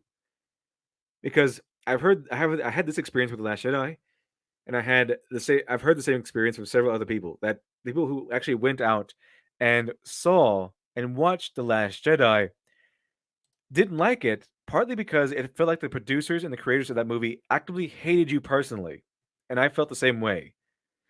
See, KH, thank you very much for the 5. Regular simps, nice effects, nice shots, lousy story, 10 out of 10, old timers. WTF is this stupid SJW dumpster fire? 1 out of 10. Yeah, the consumers, the one with the 2 O's, the consumers, like your movie Bob and everything, they might give leeway to these things. They might say, "Oh yeah, they could have been better here, could have been better there, it was disappointing here," but it's Star Wars, so 10 out of 10. Then actual people come out and say, here are the reasons why it's terrible. This is an awful movie, and they hate you for this, chat, and they hate us for this because according to them, true fans will just gobble up everything they produce, everything that the franchise that you are a fan of. Okay, they expect you to produce. You are a true fan. You are only a true fan if you eat everything they serve up. Okay, that's what makes you a true fan. Not that the fact that the true fan would actually loves the heart and soul of the franchise they're in, and actually might get upset when they see the heart and soul of the franchise that they love be destroyed and diminished and demolished. No, that's not a true fan. A true fan does not love the franchise. A true fan just blindly eats according to what they say. Anyway, thank you for that. Appreciate it. Let's continue to see what he has to say. Is really enough when you consider what this movie is. It's not only the conclusion of a trilogy that started in 2015, it's the conclusion of the Skywalker saga. So I don't know if it's just me, but I was kind of expecting something more than You mean something more in general? Also, if this is the ending of the Skywalker saga, if they knew this was going to be the ending of the Skywalker saga, why didn't they end it with an actual Skywalker? Why didn't they just end it with an actual Skywalker? Okay. Rey is not a Skywalker. Rey is, at the very best, nobody, the very worst, Palpatine. But no, they decided to end the Skywalker saga with someone who's not even remotely related to them. Well, that's brilliant. What a brilliant move on their part. Thank you very much, J.J. Abrams. At the very least, they could have had, if they had to have Rey, you could have had her at least some sort of daughter to Luke Skywalker or something. But no, the Rise of Skywalker ends with the last of the Skywalker line dying because Ben Solo dies. He's the last person remaining with the Skywalker blood in his veins, and he dies. Unless he has a secret kid somewhere, then the Skywalker line did not rise; it just faded away into nothingness. Tyler Preston, thank you very much for the 5. Appreciate it. I'm usually that guy who finds good things in bad movies, like the Fantastic Four and Man of Steel. Good idea, horrible execution. Yeah, so am I. I kind of like bad movies. I kind of like movies that are imperfect. It's just that, unfortunately, the Rise of Skywalker, the Rise of Skywalker, the Force Awakens, The Last Jedi were such horrible, horrible movies. There isn't much to go into and find positivity in. It wasn't something you can like, except for maybe the Rise of Skywalker, which you can take into context. You kind of like, ironically. But I usually like to find enjoyable things in movies. Harp on the positive. Usually that's what I do. While still acknowledging the problems and whether or not it's a good movie or not. For example, I still like the League of Extraordinary Gentlemen movie, even though it's filled with problems. It was a terribly made movie. I still enjoy it, however.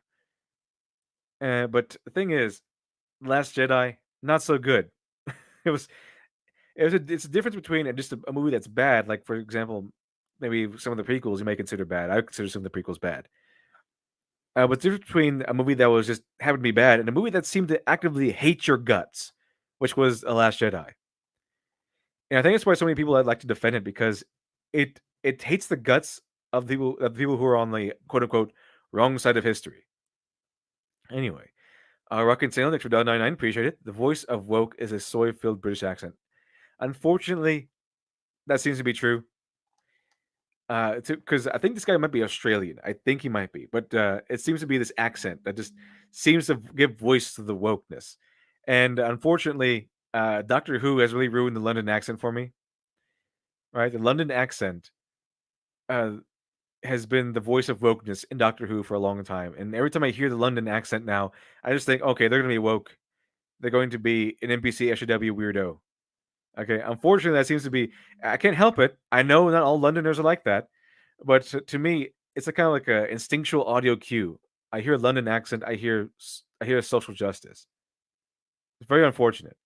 KH is number 5. Appreciate it.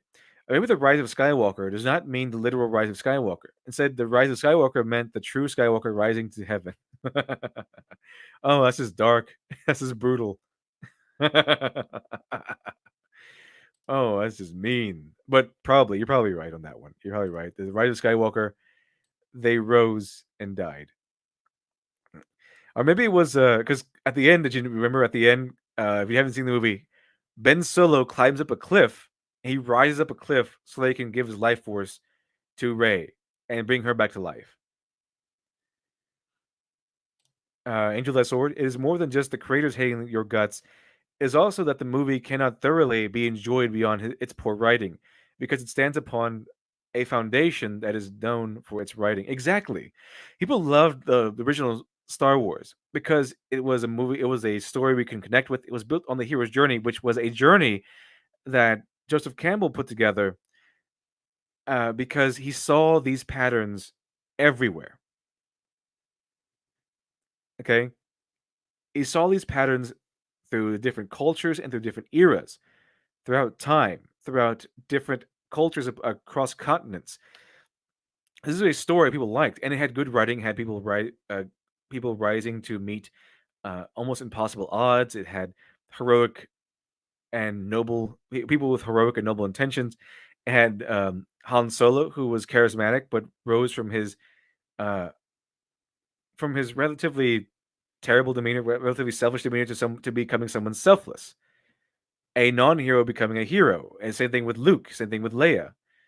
All these people were, all these people grew.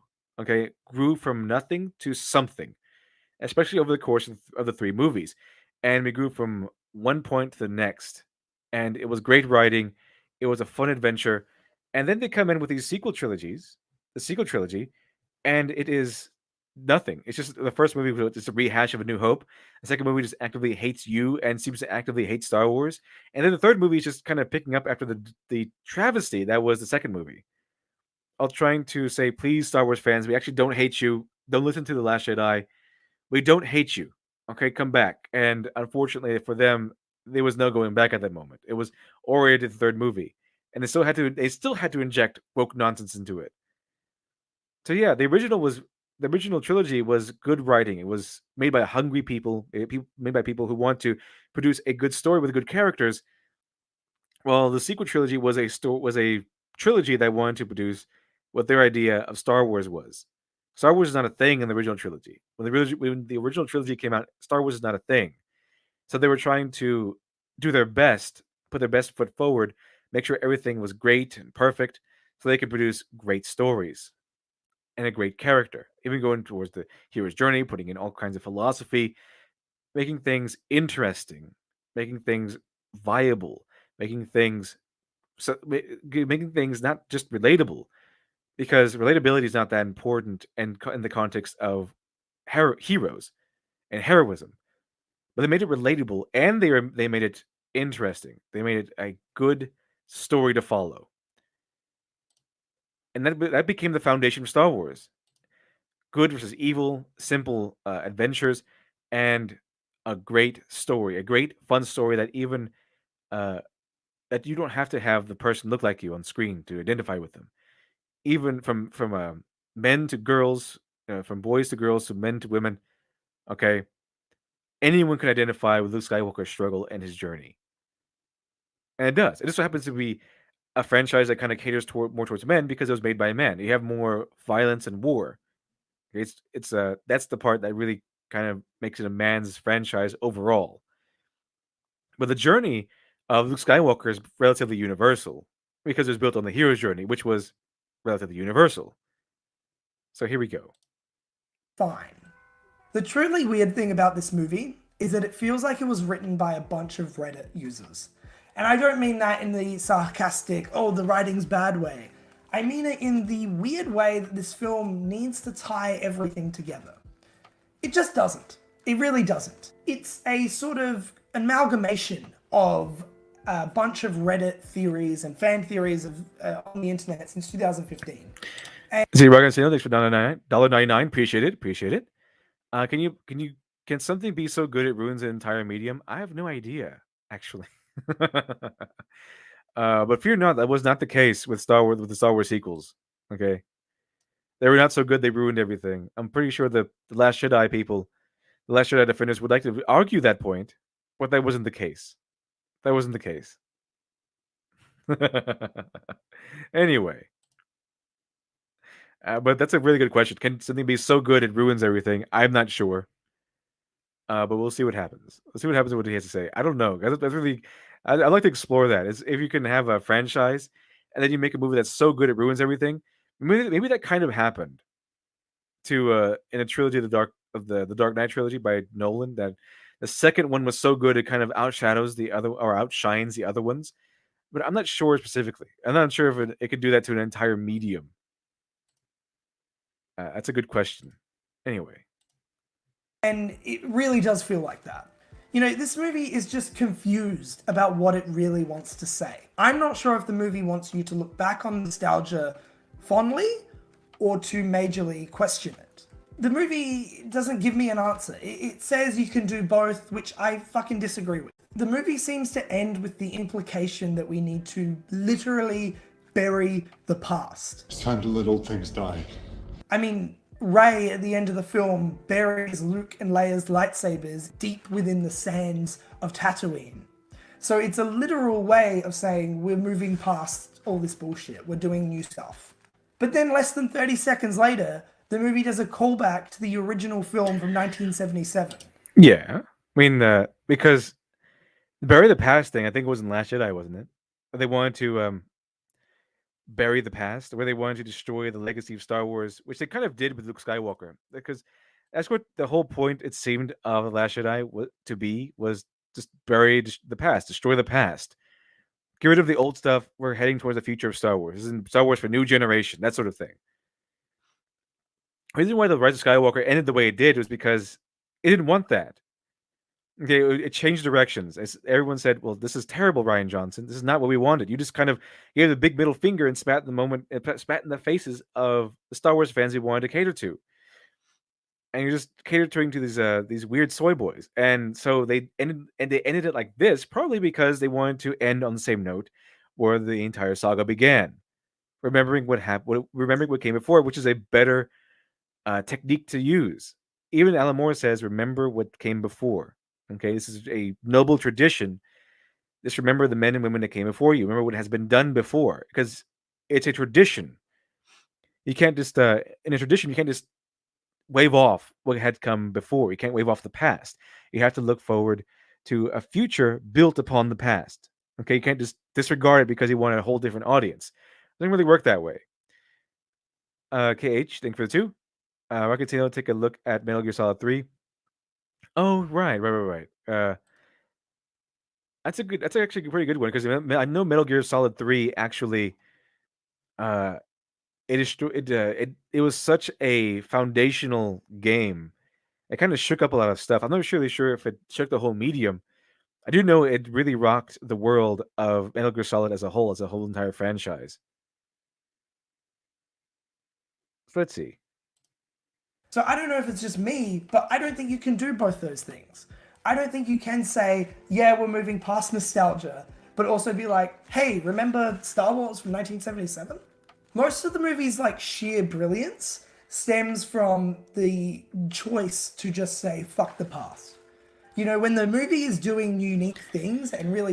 Oh no, it's this argument again. Because it was different, because it subverted expectations, it was therefore brilliant. What if I sold you a sci-fi novel? What if I sold you a sci-fi novel and said, hey, it's gonna have sci-fi, it's gonna have sci-fi elements in it, and then it was just it's knights and dragons. You'll be asking, where are the spaceships? Where are the blasters and the robots and the interesting speculative dialogue, speculative fiction I was expecting from this science fiction novel? And I said, well, it was different. I decided to make a science fiction novel, but a fantasy instead, with no science fictional elements whatsoever. Surprise! Isn't that different? Therefore, it's brilliant. So yeah, this is the same argumentation as it was different. It was trying to do something different. It was trying to subvert your expectations. Therefore, it was brilliant. Not because it was done well, therefore it was brilliant, but just because it was different. Therefore, it was brilliant. Like, what if I had a Superman comic where it starred some random other guy in a Superman T-shirt instead, and I was, or if I made a Superman comic where he um he didn't fight anybody. He didn't fight anybody, and he didn't do any good work. He just laid around and his boxers all day and watched TV. That might be different. It would subvert your expectations, surely, but I wouldn't call that brilliant. I would call that a mistake. Okay, unless he's watching something on TV, as a plot of a villain or something, and Superman just sitting around watching TV. Not really something I would buy or be willing to watch or read. Not that great. So yeah, this is going back to that the same age-old argument that the Last Jedi defenders love to use, is that it was different. It was trying to do something different, and you're just all spoiled fans or whatever. But the Last Jedi was trying to do something different, and therefore it was brilliant. It subverted your expectations, and therefore it was brilliant. Not buying it. That's not how it works. Changing the Star Wars lore, it's great and it's fantastic. And most of that brilliance is found within scenes with Rey, Kylo Ren, or No, there is no brilliance in here. They're trying to be brilliant, but I didn't see any brilliance anywhere in any of these movies. It was all basic stuff. They all got away with the minimum of what they get away with, and they didn't even actually get away with that. Reconciliation for Don 99, appreciate it. Forget Luke. R2 got completely shafted by Disney. Yeah, I think R2D2 was in a few minutes in the entire series. They kind of introduced him for nostalgia's sake, and then they kind of replaced him with BB-8, and they kind of replaced BB-8 with that smaller droid. For some reason. Anyway, my favorite scenes, Rey and Kylo Ren. The directing is incredible, the writing is fucking superb, and the performances of Daisy Ridley and Adam Driver are just magnificent. The chemistry between these two is so unique. Okay, Chad, I'm gonna ask you this: did you actually feel any chemistry between Kylo Ren and Rey? It felt kind of forced to me. They went through the motions, and the Last Jedi defenders love the whole thing where they touch fingers, because that means that they're in a relationship somehow. Don't touch fingers with a Reylo, chat. Okay, if you find out someone is a Reylo, do not touch fingers with them, because they will automatically think that you are in a relationship with them. Okay, don't. It's a warning. But they like to consistently defend this whole thing where they touched fingers, therefore they are in a relationship. No. just no. Okay. No. But even after that, even before and after that, I did not feel an ounce of chemistry between those two. They talk with each other. They're kind of being forced to each other, like a fan fiction writer saying, "Now kiss," to two of their favorite characters. But I felt no chemistry. Now, I compare Kylo Ren and Rey to the chemistry between Han and Leia. The one part that they actually demonize, and in The Empire Strikes Back, where Han is coming on to Leia and he kind of pins her to the wall, and he's forcing all of his mojo. He's focusing all of his mojo. They kind of they demonize that one, because a man is not allowed to be aggressive. A man is not allowed to be aggressive or proactive in any way in a relationship. If a relationship happens between a man and woman, it has to be the woman who initiates it these days in a movie, or else it's considered assault or something. So I personally did not feel any chemistry between Kylo Ren and Rey. I'm pretty sure very few people did, as far as I know. Raylos did, without a question, but I sure didn't. It didn't feel natural. It didn't feel organic. It just felt like they're forcing those characters to be together in The Force Awakens. In The Last Jedi. Until then, they were enemies. I don't know. This kind of became connected somehow. I don't know. It was weird. Okay, thank you very much for the 10. Appreciate it. This is why I worry about the future of mankind. This is with this mentality of F the past, I start to doubt our future generations.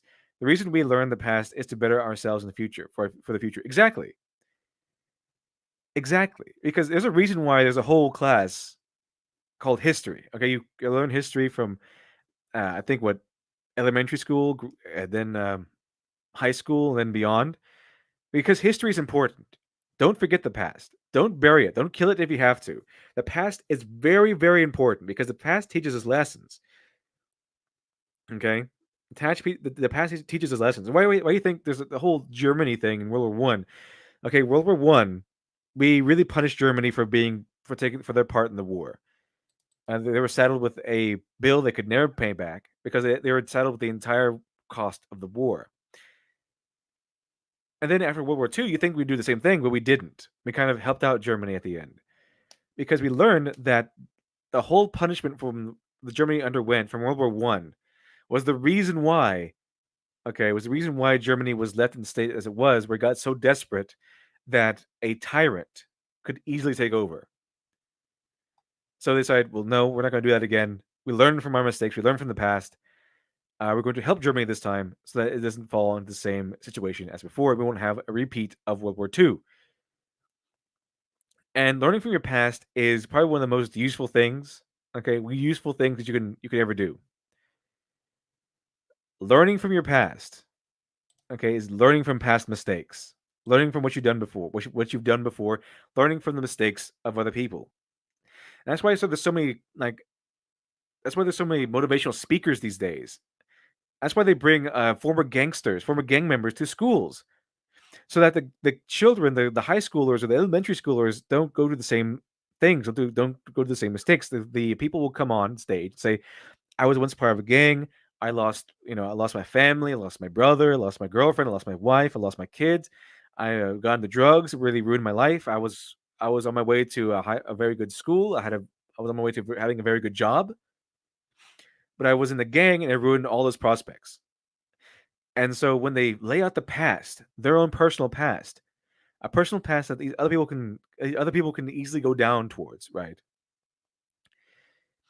When they lay out the past and they showcase their own personal mistakes, you can learn from their past, learn from their mistakes, and you can avoid the pitfalls that they went towards. So when a gangster says, "I was drawn into gang life this way," if one of those high school kids encounters that event, that same uh, introduction to gang life, they can recognize it and say, "No, I'm not going to go this route.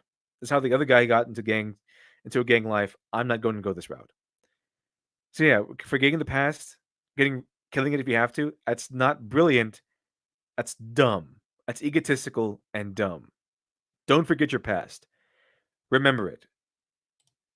Because 1 second I'll think to myself, holy shit, they're gonna beat the fuck out of each other. And then a second later I'll be like, holy shit, they're about to kiss. The sexual chemistry is wild, and The sexual chemistry is wild. It's not like it's inconsistent or anything.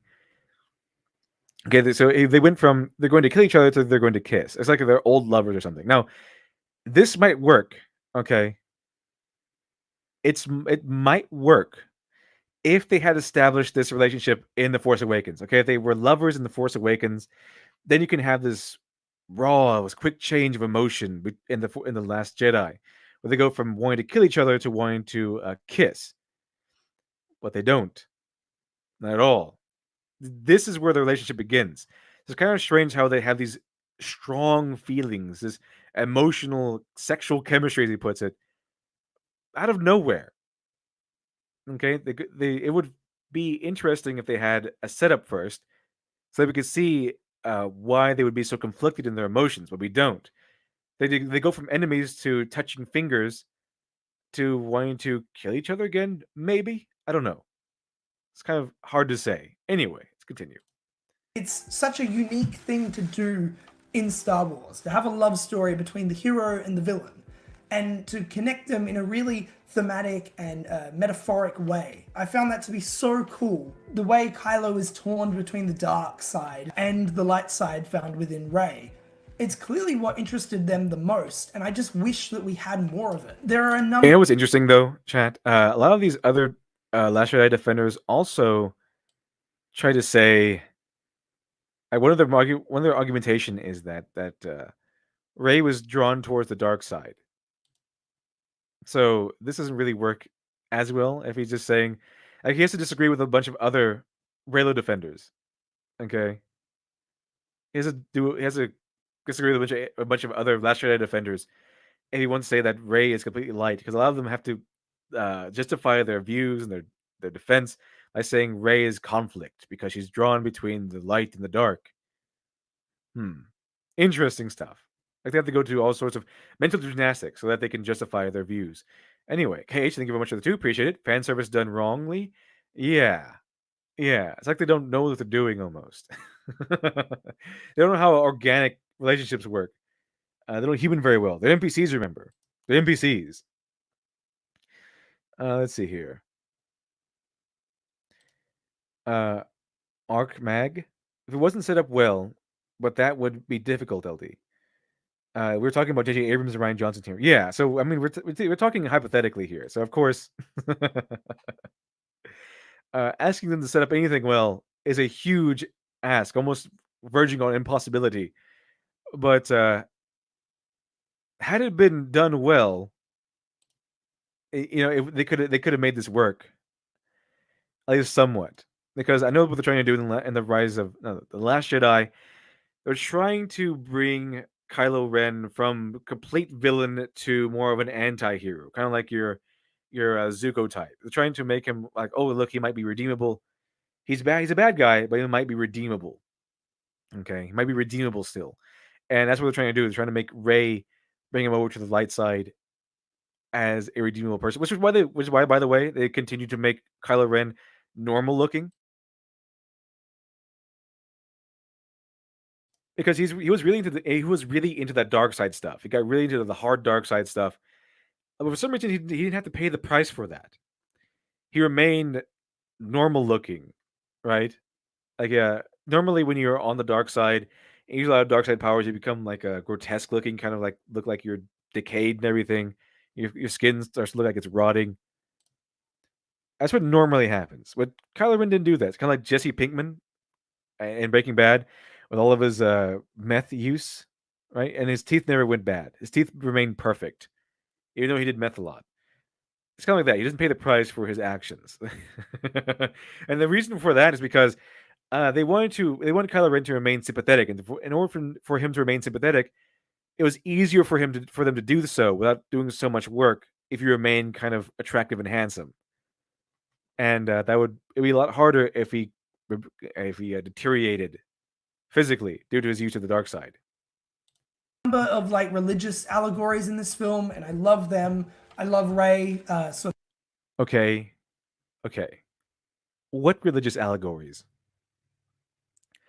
I mean, the Rise of Skywalker, where she died and came back, is not really religious at this point. It's just kind of something that happens. Religious would be a religious allegory would be more like if Rey killed herself or allowed herself to die to save everyone else, like to forgive everyone else's sins. So it would be more like, it would be better if Rey was in that scenario. It would be better if Rey was in the prequels, so that everyone who voted for Palpatine, who lifted Palpatine to power, they were all the sinners. And then if Rey died to save them from themselves, that would be more like the religious allegory of Christ, offering her own life for the salvation of everyone else. All she did here was zap Palpatine with his own lightning, kind of die. She was the hero who killed the bad guy. Not really all that religious. Okay, not really a religious allegory. It's not necessarily religious. Okay, it's not necessarily religious, just because they rise from the dead, and not even under their own power, just because someone else gave them their life force. They're all that religious to me. That's the only religious allegory I think they can possibly come up with, as far as I remember. I don't remember anything else that was even remotely close to being called a religious allegory. KH, thank you very much for the 5. Appreciate it. Trying to defend the sequel trilogy. Cost lose 10 IQ per second in order to justify your points. Effectiveness will diminish for each usage. Yeah. It's pretty mind-numbing to actually re-explain these defenses. They go into the stuff and explain these defenses. But it's also fun. It's also fun. Anyway, let's see here. Anyway, Benedict Akinjo, thank you very much for the 2. Appreciate it. A guy talks as much with his hands as his mouth. Yeah, he actually does. It's a big hand talker, it seems. I should mention it. Anyway, let's see here.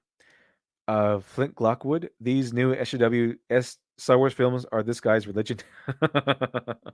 I think they are part of the religion of consumerism, where where you're supposed to just eat up things that are already popular. They're popular, therefore everything they produce is good. It's kind of like that strange mentality. Star Wars is popular. It's an established franchise, therefore everything Star Wars puts out must be consumed and enjoyed positively. Although it is my view so far that they say this, they say, "Oh, this is harping a positive. This say everything is great and fantastic," just because they want to defend the movie they like. Okay, did you notice that these people who love the Last Jedi said, "Oh, you're a bad fan if you hate the Last Jedi. You're a bad fan if you don't say everything is positive. You're just a bad fan." Okay, you're just a bad fan. And then they go on and say, even Patrick Willems comes out and say, "Oh, I didn't like The Rise of Skywalker. It's a terrible movie." Okay. You're only a bad fan. Okay, bad fans only the fans that critique things, that critique Star Wars, if it's their personal, if it's what's the subject of the critique is their personally favorite movie, the movie they love. Anyway, sort of, speaking to the snake and healing it. I also loved the temptation in the desert where Kylo Ren's TIE fighter comes in and Rey like jumps over it. It's a beautiful scene and it's very religious, very heady, and I like that. I love when movies do religious bullshit that have some sort of okay, just I think the term he uses heady, and I think that means I mean, people use weird words other way. I use weird words all the time, weird descriptors all the time. So to make sure everyone knows, he means big brain, smart, brilliant, which these movies, of course, are not. Not brilliant in the least. relevance to the story. Yeah, there's another fantastic moment in the movie where Kylo is visited by Han Solo, and Kylo Ren is basically just saying, "You're just a memory," and Han Solo says, "I'm your memory." I found that to be so beautiful and so profound and so genuine. It parallels their final conversation in The Force Awakens, in which Han Solo literally tells Kylo Ren that Kylo is dead, but his son is alive. And I just wish the movie really fucking understood what that meant. So this is where my sort of interpretation comes into it, and this really starts to lose its ideology. Okay, looks like we're getting the meat of this. So his interpretation. Okay, let's see his interpretation and see where Rise of Skywalker really starts to lose him. As a review. For the last 2 movies, The Force Awakens and The Last Jedi, it's been heavily implied that Rey and Kylo Ren have some sort of romantic connection. I mean, whether it's the interrogation scene in The Force Awakens when there is a weird tension between them, or whether it is the metaphoric art house-like sex scene found within The Last Jedi when they... And there it is, chat. There it is. I told you they would bring this back up. Like I told you. Let me back it up real quick. Let's watch this again. Let's watch this one more time. When there is a weird tension between them, or whether it is the metaphoric art house-like sex scene found within... Finger touching chat. Art house like sex scene. Finger touching. It's not. I can reach out and connect with you. Make it. It's not just a symbolism of connecting with one another. That they finally found maybe, a time to talk. They've been enemies for so long. Maybe they have the time to connect with each other. No, it's not just, hey, we can connect a little bit. Maybe we're not so different. Maybe we're not. You're not all bad. Maybe I'm not all good, or something like that. No, it's a full blown sex scene, chat. Apparently, it's a full blown sex scene, but art house style. Okay, usually when you have fingers touching and you have hands clasping, it's a symbol of connection. But Braidlows like to see this as a full-blown sex scene. I wonder why. It's not just this guy. It's pretty much every Raylo because maybe this is all they get, and they really want something more, but this is kind of all they get. I don't know. I say Angel of the Demon Race. Thank you very much for the 5. Appreciate it. Temptation in the Desert. What is this guy's mind? How does one get that interpretation from that scene? What are we watching? I don't really know because the temptation in the desert. That's a good point. Is the devil coming to Jesus, if I remember correctly, and offering Jesus all kinds of things to make his life better because he's kind of thirsty and hungry in the desert. He said, "Okay, all you have to do is denounce God, or all you have to do is praise me or something, and I'll give you food. I'll give you water, or I'll make you king of the world. That sort of thing. I'll make you. I'll give you ownership of all the regions of the world. Just denounce, just denounce God or denounce or praise me." Uh, I didn't see any of that in there. Let's go back and let's see. Let's check that out again, chat. Let's check that out one more time. In The Last Jedi. Let's check it out. While it loads, I'll go with HK47 for life. Thank you very much for the 2. This guy doesn't understand what religious means. I don't think he does. I do not think he actually does. Scene in The Force Awakens when there is a weird tension between them, or whether it is the metaphoric art house like sex scene found within The Last Jedi when they touch their hands. It's a beautiful moment. Now, I don't want to come across as a Raylo. It's an important moment. Okay, it's an important moment. Relative to the story, but it's not a sex scene. Okay, it's not a.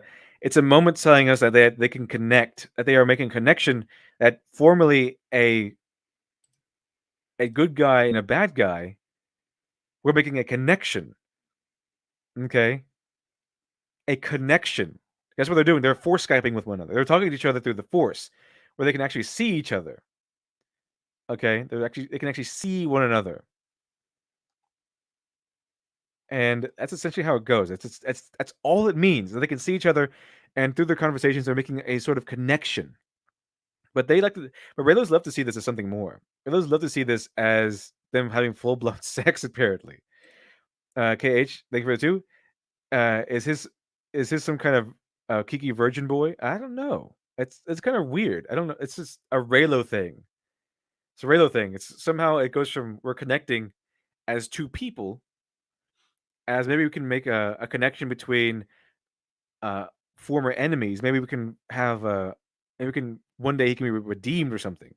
That's what I got from that scene, was that they're making connection, and that one day he might be able to be redeemed. And that's the sign that tells us that maybe Kylo Ren can be redeemed. But however,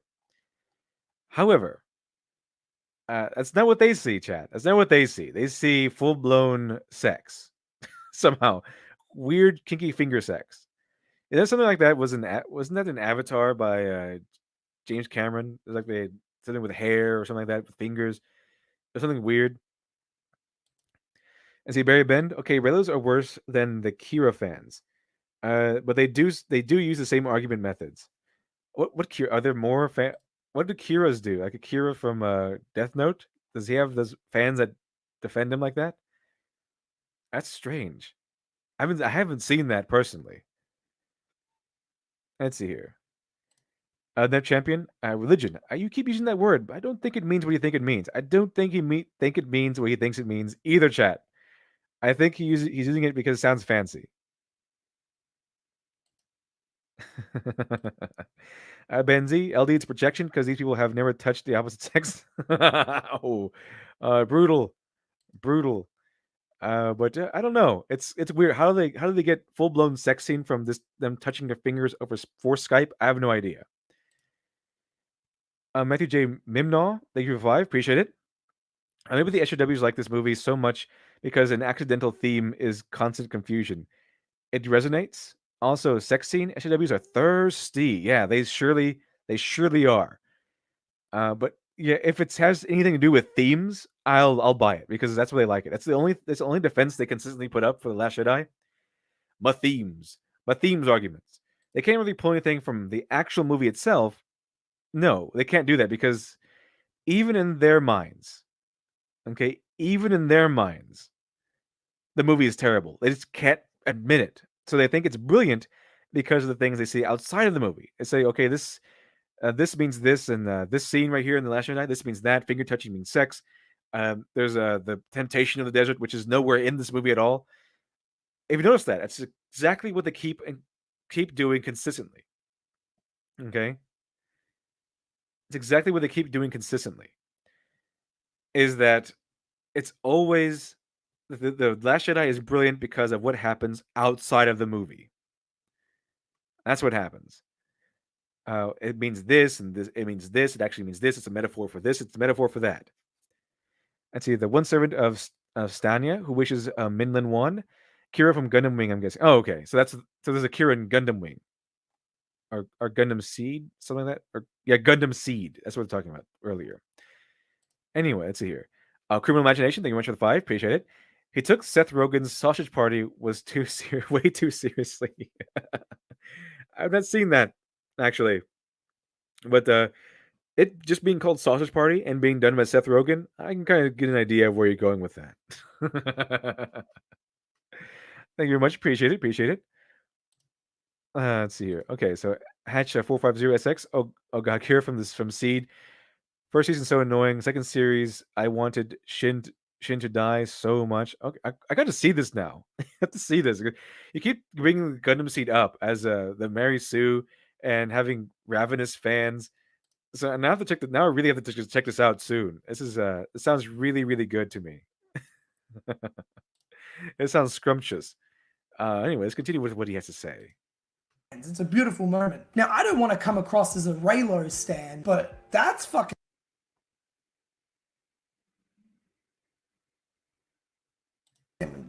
cool. You know, like it makes sense. It's something new that the franchise is doing. It's bringing literal balance, the light and dark together to create one. Yeah, I paused it. I couldn't bring myself to say anything on that one, chat. I mean, come on.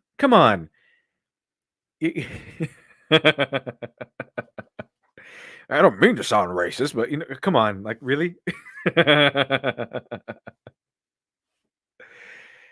don't mean to come off as a Reylo stan, but Reylo is what made this movie. I mean, come on, guys. Let's be serious. So you coming off as a Reylo stan is unintentional. Okay. Thank you for letting us know. At least now we know that you being a Reylo stan is unintentional. Okay, now we have that logged away. It's this beautiful idea that I think George Lucas would have loved. I really think he was fond of the idea of putting the hero and the villain romantically together. I was reading through the... Wait, what? Hold on. Wait a minute. What did you just say? Let's go over that again, chat. Just make sure we have the right... We heard him correctly. Let's see here. CWD Trixie will say the Gundam Seeds at Destiny is still leagues better than Disney Star Wars. I would imagine so. Even though Seed is the Disney Star Wars of Gundam. Wow, it's that beautiful bad. idea that I think... Okay. Let's see. Sketch Therapy. I'm big on Universal Century stuff. I want a reboot of Gundam 78, like what was done in Gundam Origins. I haven't seen all the Gundam series, but my favorite one was I think one of my favorites anyway was the original Gundam, and I think Gundam Wing. Gundam Wing was a good one that I personally like. I know they're from two different. There's two different universes of Gundam. There's the Gundam Wing sort of universe, and then there's the Xeon universe thing. As far as I know, but I like the original Gundam, the one with Amuro. I like that one. That one's really good with the Char Aznable. All pretty good. I like that one. So anyway, let's see what he thinks about. Let's see what he says about George Lucas, because I'm pretty sure I don't know if I heard him right. So let's check it out. George Lucas would have loved. I really think he was fond of the idea of putting the hero and the villain romantically together. What brings you to that conclusion? Was Luke Skywalker just intimate with his dad, Darth Vader? And at what point in the original trilogy did that happen? Where'd you get this? Where'd you get that? He was into pulp. Okay, he got these ideas from pulp, like a Flash Gordon. Okay, like Flash Gordon. He was into pulp. This was where Star Wars came from. And you don't have. I mean, you can have this in pulp. You can have like the hero seduce the femme fatale or something, where she tries to seduce him, but he ends up winning her over instead. You can have that. but the big bad guy falling in love with the hero, that's not really pulp. It's more like, I don't know what it is. I don't know. I don't know what that is specifically. But in pulp, it's bad guy versus good guy. It's black and white. It's light side versus dark side, which you see in Star Wars. Not light side marrying dark side. Okay, it's light side fighting and defeating the dark side. That's where George Lucas was going with the original trilogy. He wanted good guys versus bad guys. He wanted simplicity, simple morality, which is what we got in the original trilogy. And then, and the prequel trilogy was also run by Lucas. You had Anakin Skywalker, who was a good guy until the very last movie, and he didn't fall in love with any bad guys, as far as I know. And Padme fell in love with a good guy, and she kind of fell out of love when Anakin Skywalker died. When Anakin Skywalker became Darth Vader, not really all that attractive anymore, not so heroic anymore. Okay,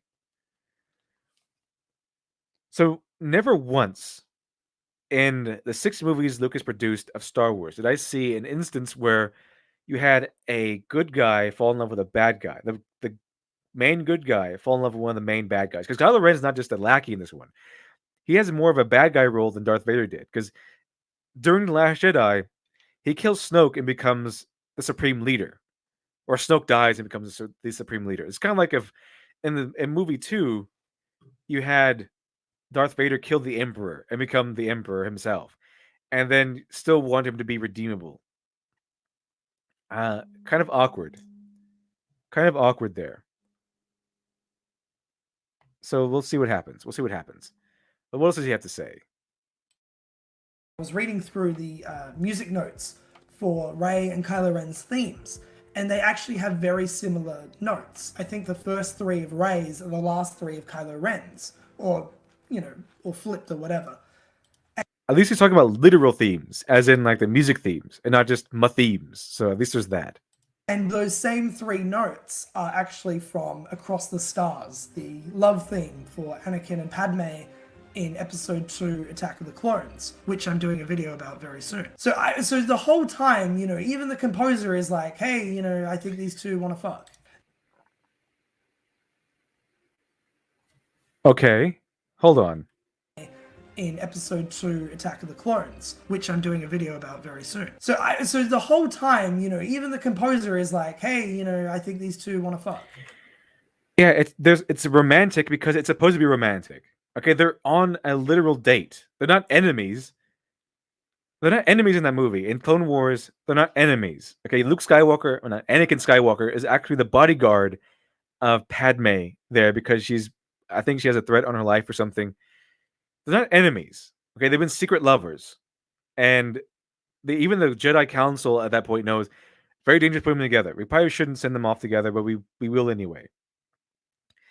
Not really the same scenario as Rey touching fingers with Kylo Ren. They are not. They don't go on any dates. They are not even remotely intimately connected. They are just. They shared a finger touch once. Okay, and they had romantic music there because you're supposed to feel, yeah, this is a romantic time. It's very tragic because you know it's going to end tragically, and it's a romantic occasion, a romantic event in their lives. However, you don't get that with Kylo Ren and Rey. Okay, they don't have this romantic connection at all. Not the same in any sense of the word. I don't know where you're going with this.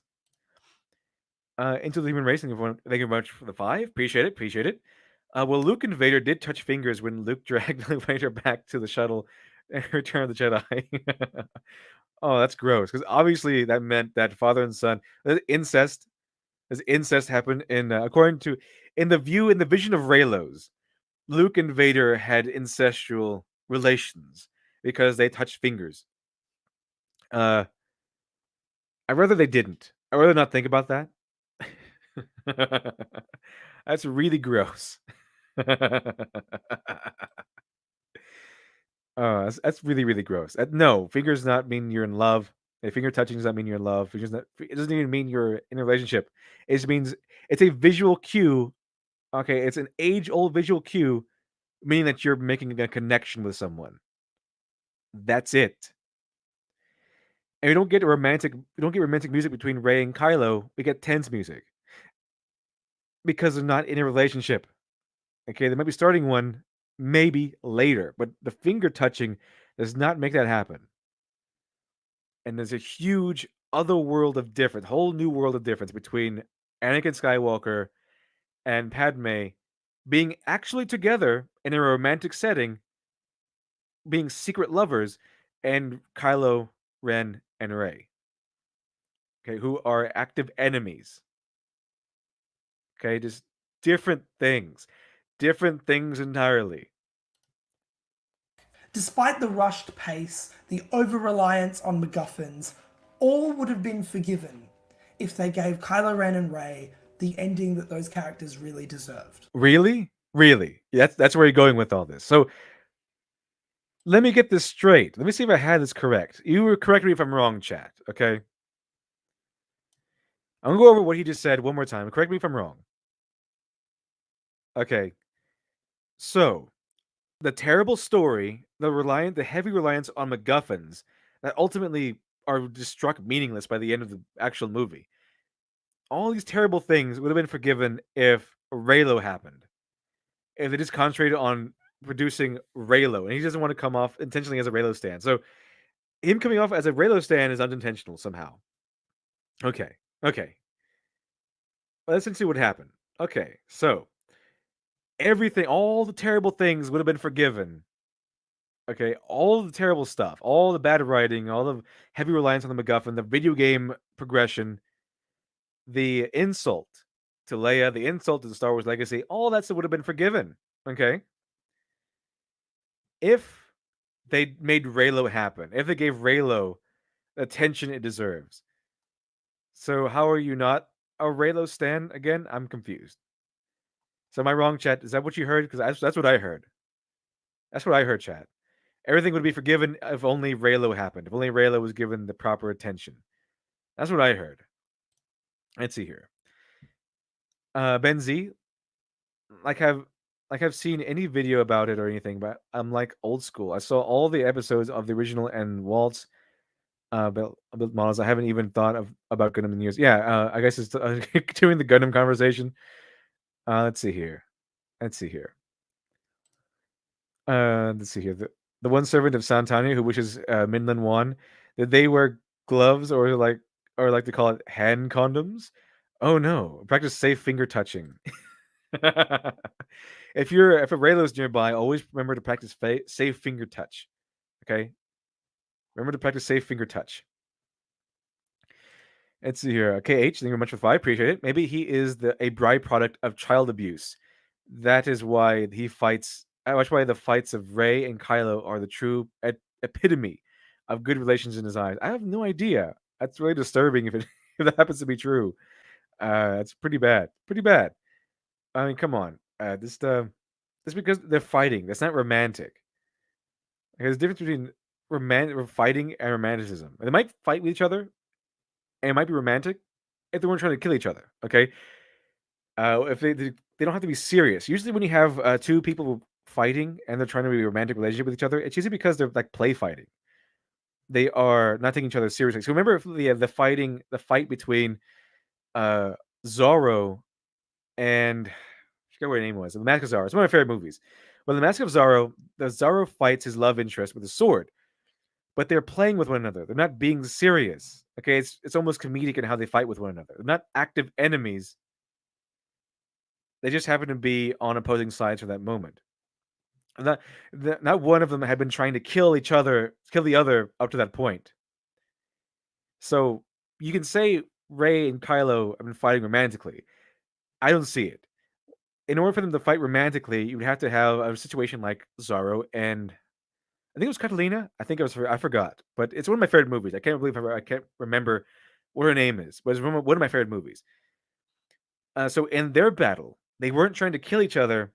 They were just fighting because they found each other. They're fighting because she was trying to stop him because he was running away from her father, and he just found her attractive. She wouldn't let him pass. So they weren't trying to kill each other. They were just having fun, like ripping each other's clothes and carving Z's and all that stuff. So they weren't trying to kill each other. They weren't going aggressive and trying to murder one another. It was more of it was done in a playful light. When Rey and Kylo Ren fight, it's more like they're trying to kill each other. It was a fight to the death, and every single time, every single instance you see them fight. Again, big difference. Big difference. Let's see here. Rocket and Sano, thank you very much for $4.99. Appreciate it. The Emperor told Vader to kill his past.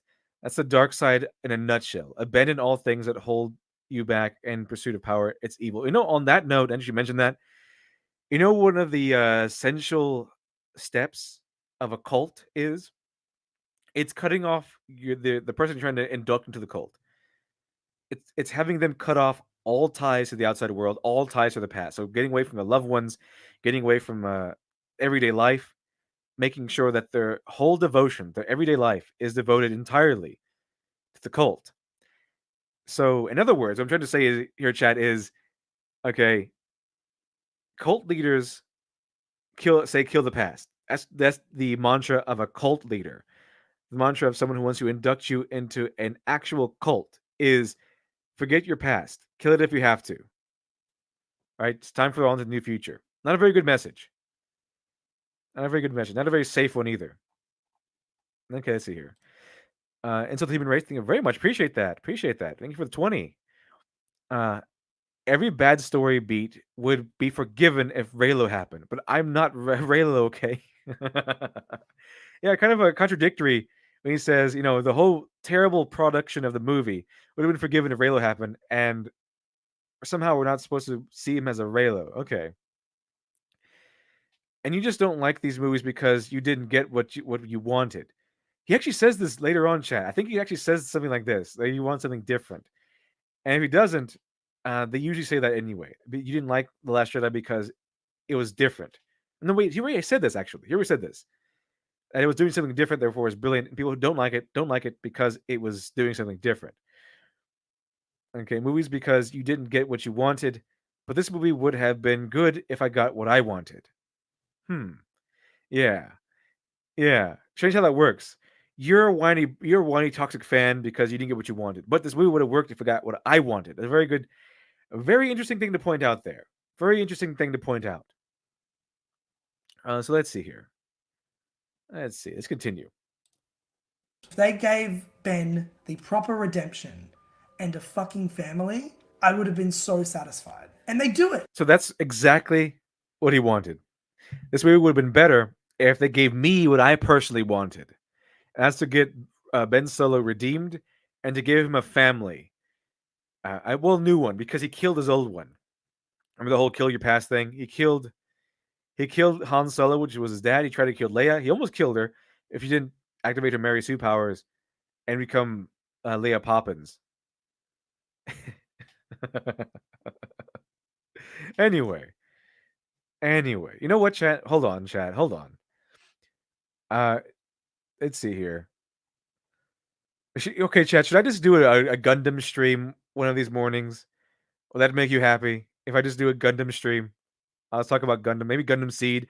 Go over the horrific characterization of what seems to be the character leading Gundam Seed. It won't be tomorrow. I have to, because if I do that, I'll have to watch the entire series. But should I just do a Gundam stream of what I know about Gundam? I'll probably watch Gundam Seed in preparation. But should I just do that? I'll let you decide, chat. I'll let you decide. Because you're the ones that decide to stick with me. Until now. We lost about 70 people. I don't know why we lost 70 people. I don't know if it's YouTube again, or it's not just a very entertaining episode. But which could be because I'm still recovering from my withdrawal from caffeine.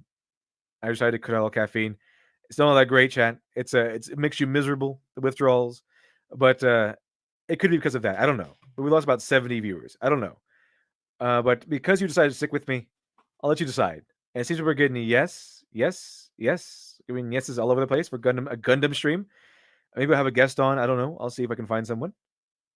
One Piece stream. Let's see here. Okay, thank you very much for the 10. Appreciate it. I do believe the whole of Star Wars by George Lucas was the philosophical approach of light and darkness. One cannot exist without the other. Maybe the true ending of Star Wars is just that unison of light and dark. Possibly. Possibly. The unison between light and dark. I mean, I don't. Maybe because I don't know. I'm not sure if it's if he meant romantically involved. Okay, I don't know if he actually meant light and dark getting romantically involved with each other, but it it could be from what I've seen from George Lucas. From what I've seen in his movies, it's it's more about good versus evil and the simplicity of morality that you would see in Pulp Fiction, the good guys versus bad guys, the courageous heroic space captain fighting the two-dimensionally evil mad scientist or something. Okay, so that's basically how it goes. That's what I've seen from George Lucas. The pulp, black and white, simplistic morality, that sort of thing. That sort of thing. Anyway, see what else he has to say. They do it for a second there. I'm sitting in the cinema. I'm watching this happen, thinking to myself, holy shit, they've done it. They fucking have done it. Yeah, he got redeemed a little bit. But thing is, Kylo Ren he produced some horrific actions. Okay, he stood by. He actually helped the Starkiller base, which basically kind of made him responsible for the deaths of countless people because he helped them out. He was the one who helped champion the Starkiller base, which, by the way, the Starkiller base was responsible for the deaths of several worlds. And I think in the original Star Wars, they blew up one maybe two planets. In one shot, they blew up 5 or 6. Yeah, they did a lot more horrible things as the First Order, which Kylo Ren helped them do. He's a lot to atone for. I don't think I would be satisfied with him just gaining, just going in there and saying, "Oops, I'm sorry," and then just having a happily ever after. Okay, that's something you have to redeem for a long time. So his death was fine. His death was fine. It was just kind of a little silly about how it happened, but his death was ultimately fine. Okay, but he didn't. But what did he want? What did he want happen? This guy essentially just said, redeem Kylo and give him a family. So essentially, what he wants to happen is Reylo to happen. Redeem Kylo, have him marry Reylo. Have him marry Rey, and then have him live happily ever after. And that's why the movie was bad. Everything else could have been unforgiven, chat. Okay, all of the terrible legacy, the damages on the legacy, all the characters being killed off, the horrible story, the modular construction of the movie, all this stuff would have been fine if they just made Reylo happen. Give him a family. Okay. Sure. When Kylo Ren lifts himself out from the hole in the ground that Palpatine pushed him through, and he walks over to Rey and he's stumbling, I was thinking to myself, oh my god, I love this movie. I really do. I don't give a shit about the pace. I don't care about making Rey a Palpatine. I don't give a shit. It's all forgiven. So the movie was 99% terrible, but it was all forgiven because of the Reylo elements. Okay, so remember, chat. He's not a Reylo stan. He's not a stan. Okay, he's just a complete Reylo. Okay.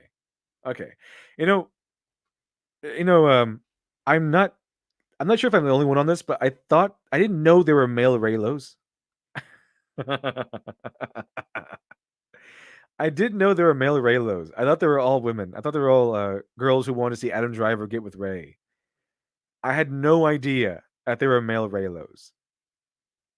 It was just I don't know. I just couldn't conceive it. I just couldn't comprehend the thought. It's all forgiven because they did something that is truly unique. He gets to Rey and he holds her and he's fucking crying. Truly unique. Are you serious? You think the hero dying and then coming back to life thanks to the sacrifice of an enemy was truly unique? That happens a lot. Heroes die all the time and then come back. It happens quite a bit. You even mentioned the religious allegory of Jesus returning from the dead. Okay. Amazing. It happens a lot. It's not unique. What part of that was unique? Said was wrong. Tell me. I have to know.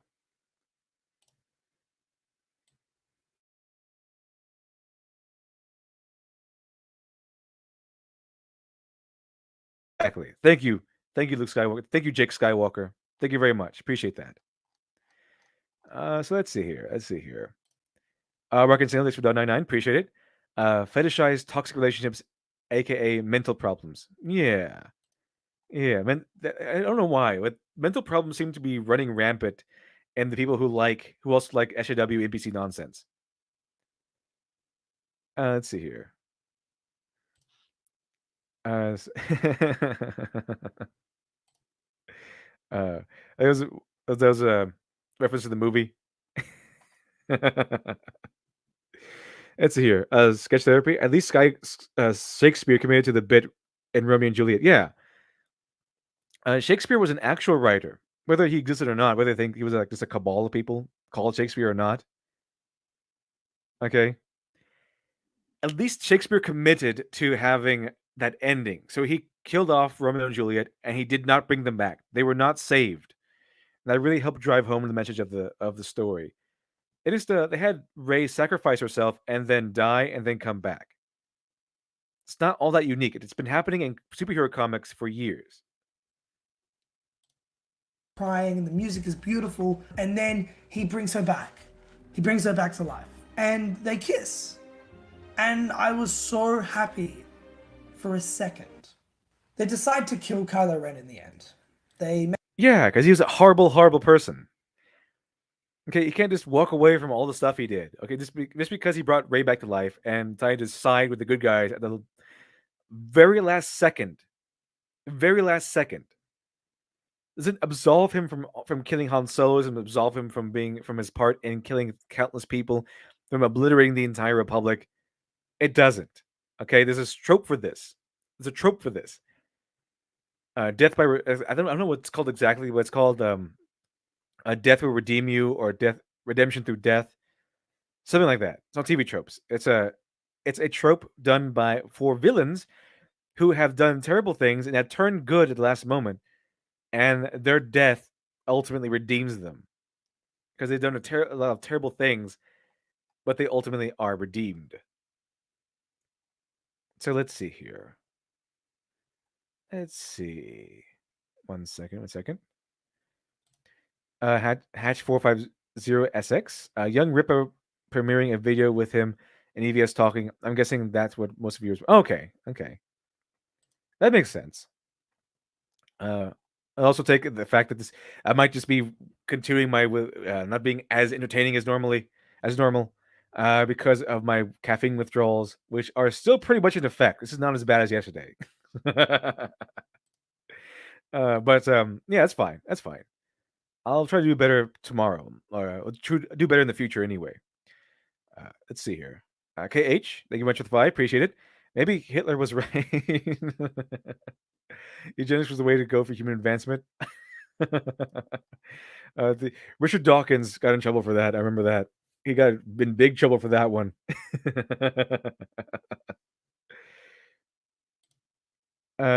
Nef champion redemption equals death. I think it's the trope. I think that's the name of the trope. I think it's close to that anyway. Anyway, let's see here. Make him drop his head, and he disappears like a Force ghost. But he's not really a Force ghost because you don't see him in the end. It's such a strange. Yeah, that part was nonsense. Where Kylo Ren kind of disappeared after dying.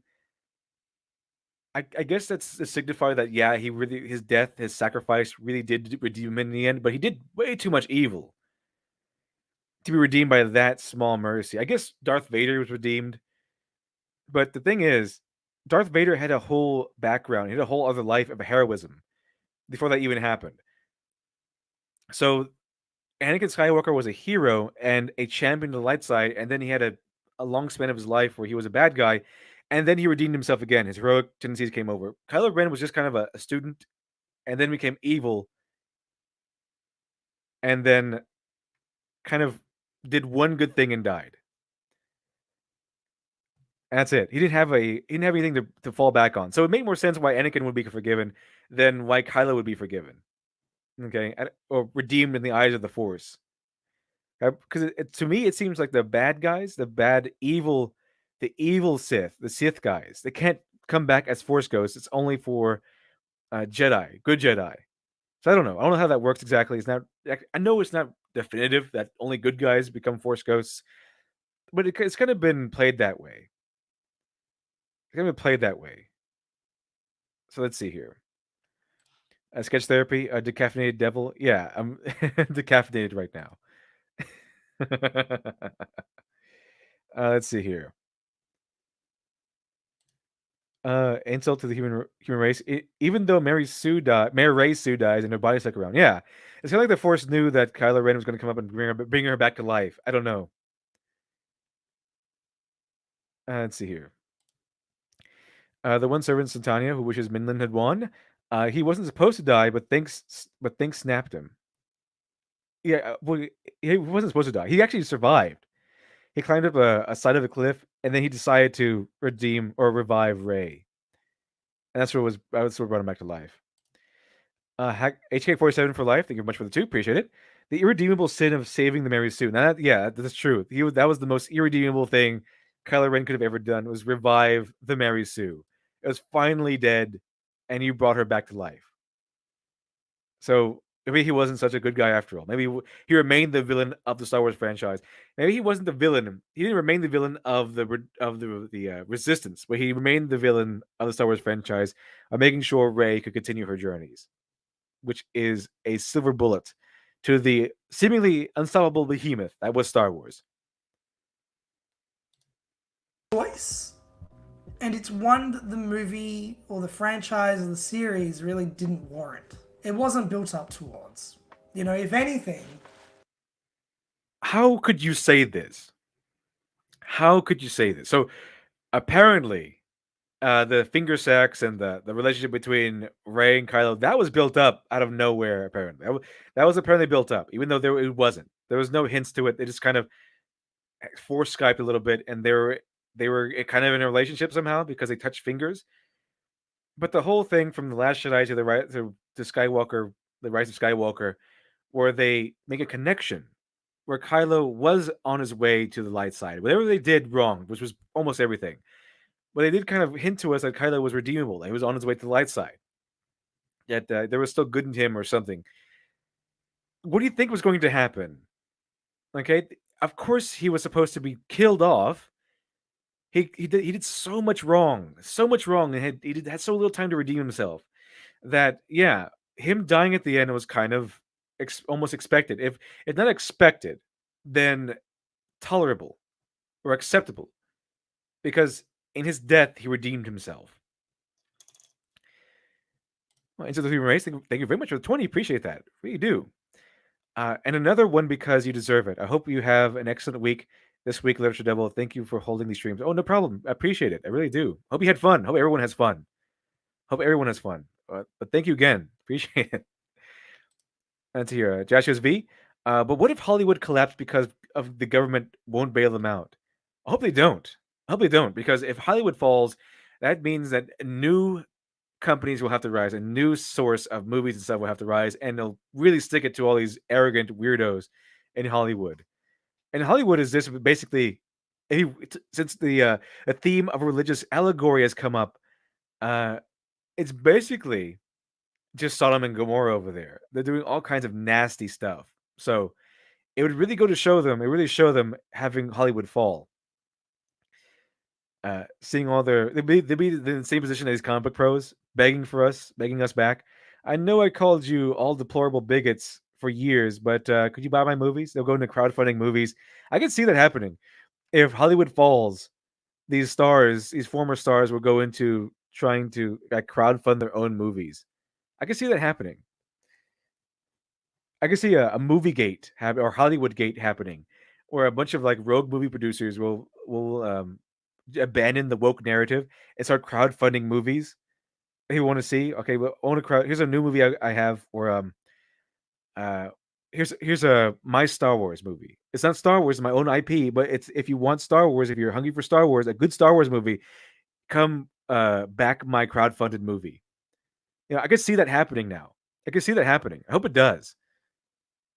But when we just all mix creatively, really uninhibited indies, unlikely what a man can dream. Yeah, I think it might happen, actually. I think it might happen. I think it actually might happen. If Hollywood falls, I can see a bunch of these people coming out and going towards crowdfunding movies, which gives the power right back to the consumer, which I absolutely adore. I adore that method. I adore that model. Yeah, it's a little more expensive for the consumer, but the consumer has more of a direct control on what is and isn't successful as a Comicsgate model, and I really like the way that works. Only the people that are working well, only the people that are producing quality, only the people that are doing the things that need to be done, are listening to the consumer, they're listening to the buyer, the people who actually enjoy these things. Those are the people who have all the power now. So I like that idea. I'm hoping Hollywood will fall, in fact, now, so that we can get crowdfunded movies that maybe not be they might not be as big a quality, okay, to begin with, but I can handle that as long as they have good characters, good story, and we'll get a bunch of fresh IPs. It'd be fantastic. Let's see here. Okay, changing one to the two. No, Kylo redeemed himself by touching Rey lovingly. Yeah, that's how he redeemed himself, because they finger touched. I'm pretty sure that's what they actually believe. Oh, he was redeemed because they touched fingers. Yeah, he killed a bunch of people after that. Who cares? They touched fingers. That's redeemable. Let's see here. The Wolfie, thank you much for the 50. I don't know what that actually is, but thank you very much for it. I don't know what denomination that is, but thank you very much. Appreciate it. So let's see. And Nuke It, Hollywood, from orbit. It's the only way to be sure. You mean like Raccoon City? What they did to Raccoon City? And Resident Evil? Yeah, maybe. Okay, let's continue. We're gonna finish this video chat. So if you want to stick with me, we're gonna finish it. What was built up was this idea that Ben Solo is alive. Kylo Ren is dead. No one's ever really gone. It's just such a devastating ending that just really didn't need to be there. Oh, wait, what? So it signifies that Kylo Ren is dead and Ben Solo is all that's left. Well, I think that happened when he redeemed himself. I think what happened when he turned to the good guys. He killed off Kylo Ren. Kylo Ren was no longer there. And that was it. This is why I think he should have kept his helmet on, okay? It would have been far more of a symbol, far more symbolic. If this was the idea, okay? If this was the idea they wanted to go with this whole time, was to, have Kylo Ren be redeemed, okay? It was far better. It would be a far better idea if they kept on the helmet, okay? And then when he redeemed himself, when he switched from evil to good, then he took off his helmet, and we can see that him tossing away the helmet of Kylo Ren, the face of Kylo Ren, so to speak, only to reveal this face of Ben Solo for the first time, finally breaking free of those shackles, that identity of Kylo Ren. They didn't. They just took off his helmet because they wanted you to see his handsome face, or whatever. So there you have it. Another opportunity for actual meaningful symbolism metaphor down the drain. They don't know what they're doing. They obviously have no idea what they're doing. With Kylo Ren, someone who's been manipulated his whole fucking life. He's been abused and used throughout his whole life. Now that he's free and finally able to live as Ben Solo, he just fucking dies? That's such a boring way. Yes, he dies. Okay, just because he was used and abused for his whole life, which you have no evidence for. Okay, he was just under Luke Skywalker's tutelage, and Luke Skywalker decided to murder him in his sleep, which didn't succeed. Well, it seemed to happen when he was already like an adult. Okay, was he used and abused by Leia and Han or something? Where's the evidence for that? The only abuse he got from the good guys was that Luke Skywalker tried to kill him in his sleep, which immediately turned him to the dark side. It was an immediate turn for Kylo Ren. And then once Kylo Ren was a bad guy, then he fell under Snoke's tutelage, which maybe you can argue that he was under under an abusive relationship. That's a Sith. He was abused because he was part of the Sith now. But yes, he dies because even though his uncle tried to murder him in sleep, it was no doubt a traumatic experience. He's still responsible for his actions. Okay? He's still responsible for his actions. So it wasn't Luke's fault. It wasn't Snoke's fault that he decided to kill all these people, decided to stand by and help the Starkiller base devastate entire worlds in the entire Republic. It wasn't Kylo Ren's fault. I mean, it wasn't anyone else's fault but Kylo Ren's. That he killed Han Solo, that he murdered him, that he did all these things that he did. Okay, he squandered his life. Okay, he squandered his right to life. He squandered it. The redemption redeemed him because, yeah, he turned back to Ben Solo, but he spent the remainder of his life picking up after himself. He spent the remainder of his life trying to redeem the wrongs that he committed. And he lost the right to live a happily ever after lifestyle. He lost the right to live happy because of all the atrocities he committed. Same thing, same reason why Darth Vader died in the end. Yes, he actually did redeem himself. He turned back to light side, but all the things he's done, metaphorically and symbolically, he lost his right to a happy ending. So he turned back to the good side, but he lost his right to live as a normal person again. Okay? That's why Kylo Ren died. He squandered all of it. He squandered his future. But at the very end, at the very least, he was able to redeem himself. And he was able to be saved, so to speak. To do it. It's so limiting from a storytelling perspective to just say, yeah, he dies because, you know, he's happy, he's at one now. That's so dumb. Give me some. It's not dumb. How come you said the finger sex was brilliant? How is this dumb? This is probably the least dumb thing in the movie. That Kylo Ren sacrificed himself to redeem his past wrongs. No, that is dumb, chat. That's apparently dumb. But the finger sex, that's brilliant. Okay. Fucking depth. Give me some genuine anxiety. How can you think these movies are brilliant and then ask for depth? How can you say the finger sex is brilliant and then ask for depth? That was lots of depth there. More depth than you've seen in the three movies combined was Kylo Ren's death. Even though it happened for a dumb reason. They came up and instantly somehow found out how to bring people back to life. The same thing that brought Anakin Skywalker to the dark side. Why Darth Vader existed at all.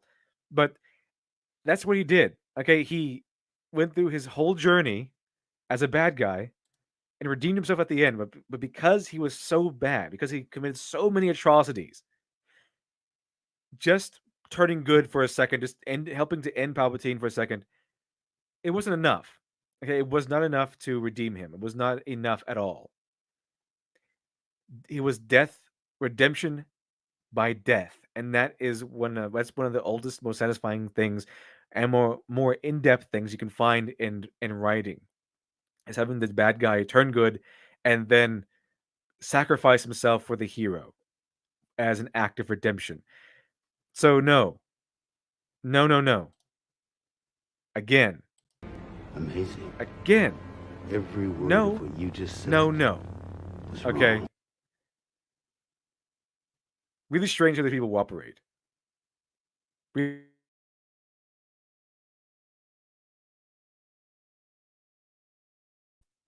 Thank you, Jake Skywalker. Thank you very much.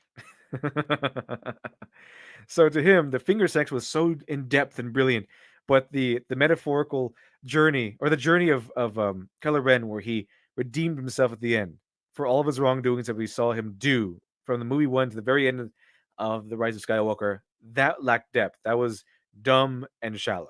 Okay, I guess we can see where he's going now, Chad. I guess we can see where he's coming from. Every word he just said was wrong. It's kind of the opposite day, okay? It's opposite day. Rocket Sailors very much for the $1.99. Appreciate it. Used and abused mean different things to the SJWs. Yeah, they kind of do. Used and abused means someone disagreed with me, according to SJWs. Let's see here. KH, thank you very much for the 2. Appreciate it. I still want to see more finger sex. Yeah, give more finger sex to this man, I guess. That part was brilliant. Exactly, Flint Glockwood. Exactly. That's if the whole movie was just that, I'm pretty sure that he would give this movie a 10 out of 10, or a 15 out of 10, so to speak. Let's see here. Let's check it out. Let's see. Jake Skywalker.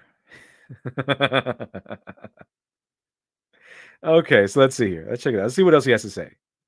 Make me think, what the fuck is this guy thinking?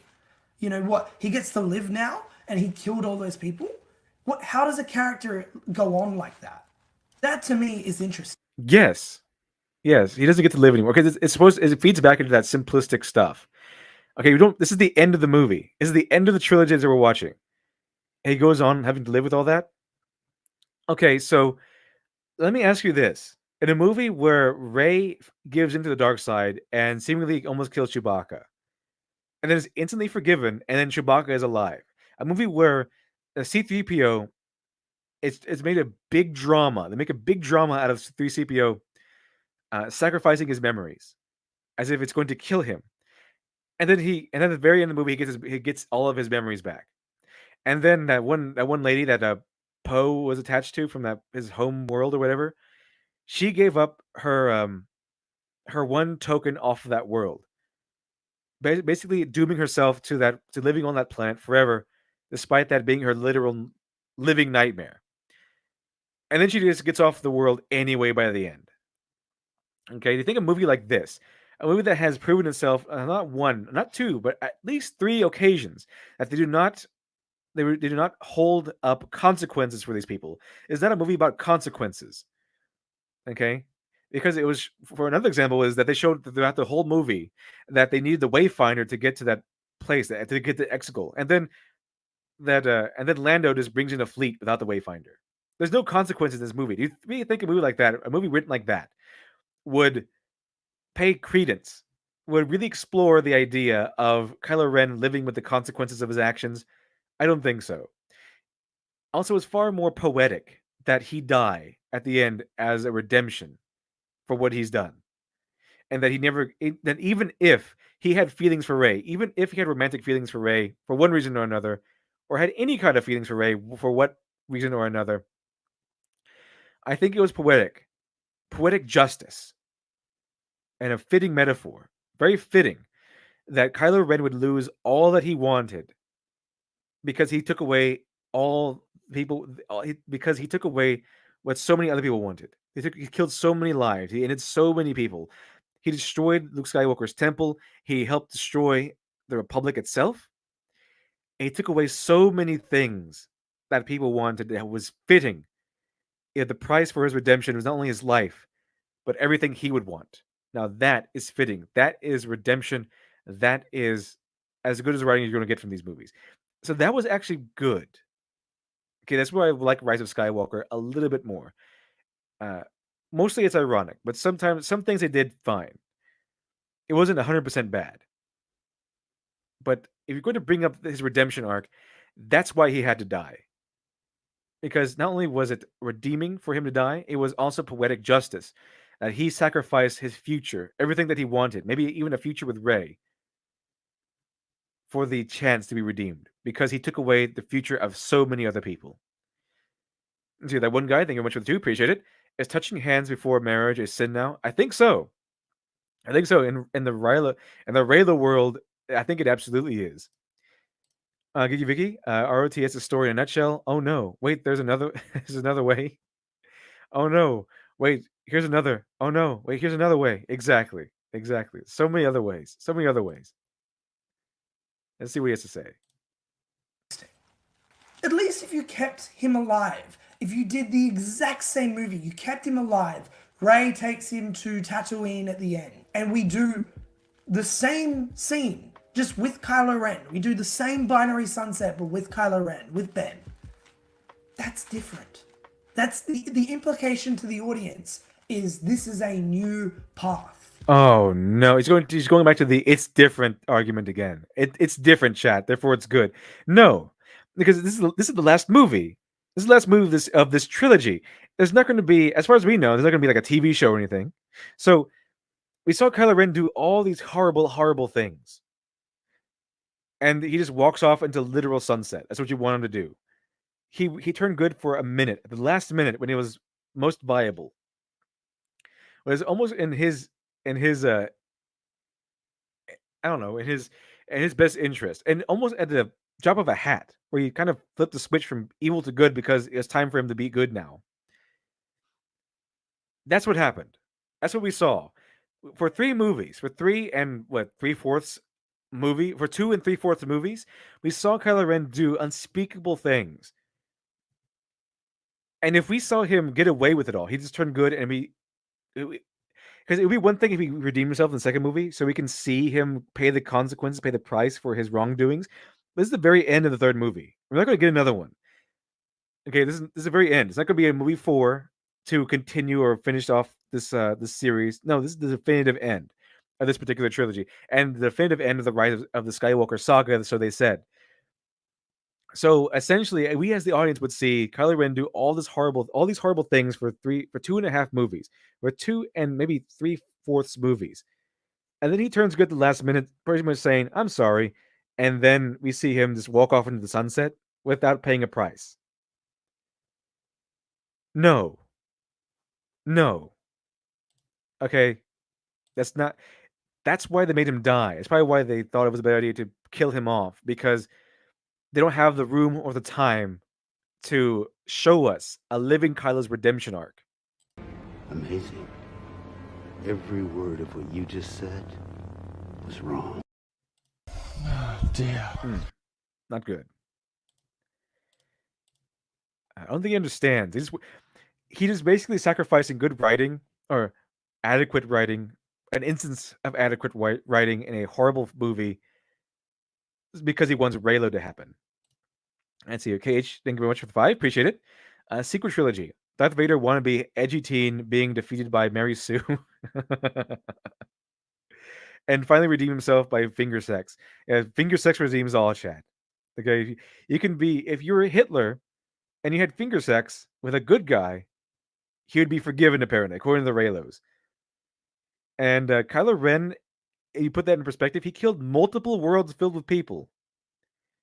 His body count is probably significantly high. It probably goes into the billions. Okay, the billions. This is galaxies level stuff. You can't really be redeemed that easily for all those countless lives you helped destroy. It doesn't work that way. So the best route, because we can't have Kylo Ren get away with it all, even though he turns good at the end. So killing him off was the best route. And killing him off as a sacrifice to bring Rey back, much better route than just letting him live and having him, just watching him literally walk off into the sunset, paying no price for what he's done. He killed Han Solo. Okay, he needs to pay some price. Let's see here. The Reylo waifu is trash. Exactly. Yes, the saga is over, but a new one has begun. That's what you're telling us. And by ending it with Rey being alone again, which is literally how the first movie, The Force Awakens, begins, such a depressing end. And I've seen people write about it, and I fucking agree. It was a very depressing series. It's a very depressing series, so it was a thing that had a very depressing end. And yeah, she ends up alone after all that. She ends up alone. That's just what happens. She just ends up alone, setting off in the sunset because she feels isolated. She feels alone, but whole again. I don't know. It doesn't make any sense. I don't know why. I think they just wanted to do this to end it where it began, to make it a cycle, and to essentially kind of bring her into the, because she got everything else. She got Luke Skywalker's X-wing. She got the Millennium Falcon. She got everything, and they wanted to give her the farm too, and they wanted to give her Luke Skywalker's legacy by ending her story and the Skywalker story where it all began. So it began with Luke Skywalker, but it's going to end with Rey. That's what they wanted. That's really what they wanted. So yeah, that part was pretty dumb. I don't know. I don't know where her friends were, but she just went off by herself, being alone again. They say it's sexist because if she were a man, obviously she would end up with like 3 girlfriends or something. No, it's a walk off into the sunset sort of thing. I don't know why they went with that, but they did. Great. All Rey needed was a family. That's all she wanted. She just wanted to be a part of a family. And I'm sure you can argue, well, Finn and Poe are her family. Fine. but I'm sure she wanted a romantic. She is part of the family now. She is a Skywalker, so she just identity theft Luke, and kind of became a Skywalker. So she technically has a family now, although the family has no members left in it, as far as we know. Partner. She wanted to be with someone. And that's what this character has been longing for since The Force Awakens. And it's so depressing that, like, they just ignore all of that in favor of another Vader. You know, he goes out like his grandfather. Like, it ties back to what I said about nostalgia. This movie really doesn't know what it wants to say. It wants to commemorate nostalgia, but then it also wants to do different stuff. Not really. Ultimately going back to nostalgia. It's so fucking weird. And I really disagree. You say nostalgia, but they're really trying to respect. They gave more respect, I'll say, to fans in the Rise of Skywalker, and that's the complete opposite of what the Last Jedi did. Was basically give the middle finger to fans, spit in the face of fans for the sake of being quote unquote brilliant and subverting expectations. And so, yeah, wasn't it fitting for now that you bring that up? Now that you bring the fact that he died like Darth Vader. Now that you bring that up, isn't it pretty fitting for him to die like that, to go out like that? Because his whole redemption side, like his whole journey, right, was to become the next Darth Vader. Because he really worshipped that helmet. He wanted to follow in the footsteps of Darth Vader. That's what his whole insecurity was. That he was never going to be the next Darth Vader. And at the very end, when all was said and done, he kind of did become the next Darth Vader. He died via redemption after so many sins committed, just like Darth Vader did. So maybe that's why they also went with that death by redemption ending for Kylo Ren, because yeah, they went with another Darth Vader ending because that was his whole goal. Once in the dark side, Kylo Ren wanted to be Darth Vader. He wanted to be the next Darth Vader. And he thought that meant being evil. He thought that meant being the dark side, and doing what he did was gaining strength. But in the end, he found out that because of the Rise of Skywalker, he found out that it wasn't about strength. It was about redemption. That the story of Darth Vader was ultimately redemption. So that's probably another reason why they went with killing off Kylo Ren in order to save him, in order to redeem him. So I think that's even more evidence as to why it was a better choice to kill him off than to let him live. I think the sequel trilogy has been plagued by appealing to the wrong audience. I think that these movies appealed. What audience? What wrong audience? Is it the SJW audience? Because in that case, you're right. But I don't think he's going to say that. To the original trilogy and all the fans that grew up with that. And I don't know if that was the best decision. Because you see, the people that love these... So he's angry that he thinks that these movies are trying to appeal to Star Wars fans. That's why he's angry. I don't think it was the best idea to make Star Wars movies that appeal to Star Wars fans. Okay, guy. Okay. Sure. Yeah, that was totally a mistake to try to appeal to Star Wars fans again. Original trilogy. All they want to see is the original trilogy. I'm generalizing here. I see, Barry Bend. If Lucas wrote the sequel trilogy, Abeloth would have been the big bad. Yeah. George Lucas by himself, he's a creative guy, but he's more of a world builder. It's a strange thing between George Lucas and Gene Roddenberry. They kind of were both world builders, but they weren't really good with specific stories. Because you go into the specific story with George Lucas, it's a complete mess. Well, mostly anyway. A good chunk of it. Sketch therapy. These people redeem Mao and Stalin why they think that Ren is a bad guy. I don't know. Let's see here. Okay. So yeah, according to him, Kylo Ren having a cycle, a redemption cycle that ended in his death first of all, emulating Darth Vader's death, emulating Darth Vader's cycle, and as a payment, as a penance to all the wrongs he's done, lacked depth, lacked creativity, lacked uniqueness. Therefore, it was bad. But the finger sex, that was brilliant and unique and otherworldly and fantastic. Because them touching fingers was not just them making connection; it was them having literal sex. Okay, sure. I'm kind of doubting your expertise on this stuff. Yeah, I don't think everyone that loves the original trilogy just wants the same thing, but a large percentage of people that love the original trilogy just want to see Luke, Han, and Leia do the same. Yeah. No. No, they want to see Luke, Han, and Leia, yes, but they want to watch them be in Star Wars. Okay, the sequel trilogy did the exact same thing as the original trilogy. They tried to, an epic adventure trying to defeat an overwhelming enemy. Okay, so if that's the case, that you're saying that, uh, okay, I think you're saying that these are trying to appeal to the old fans by saying that it copies the original.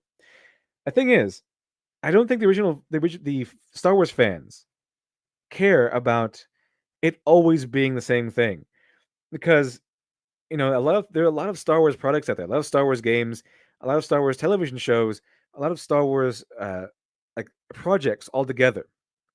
Okay, these are bought up by Star Wars fans, and it's not only Luke and Leia and Han doing things. There's Force Awakens, which was Star Killer, which didn't even have all that stuff. And there's the Knights of the Old Republic, which wasn't even set in the same century as what happens in the original trilogy. Star Wars fans just want to see good Star Wars. See, the sequel trilogy was not good Star Wars. It was the opposite. It was diminishing Star Wars. It was insulting Star Wars.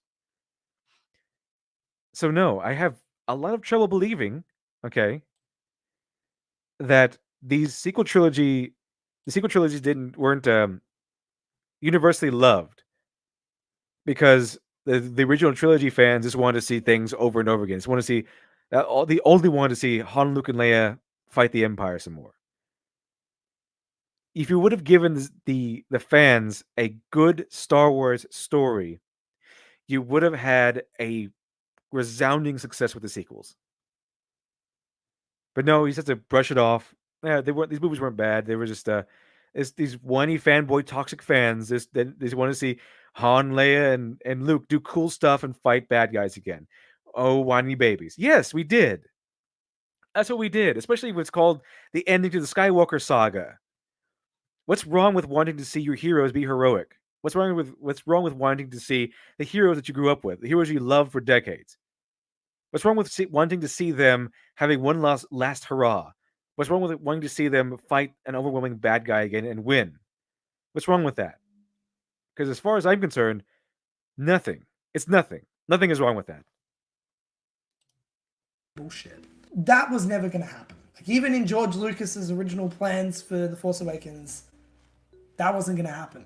If anything, he was going to be more fucked. Because I'm pretty sure in the art of The Force Awakens, which I have right here, he kills R2-D2.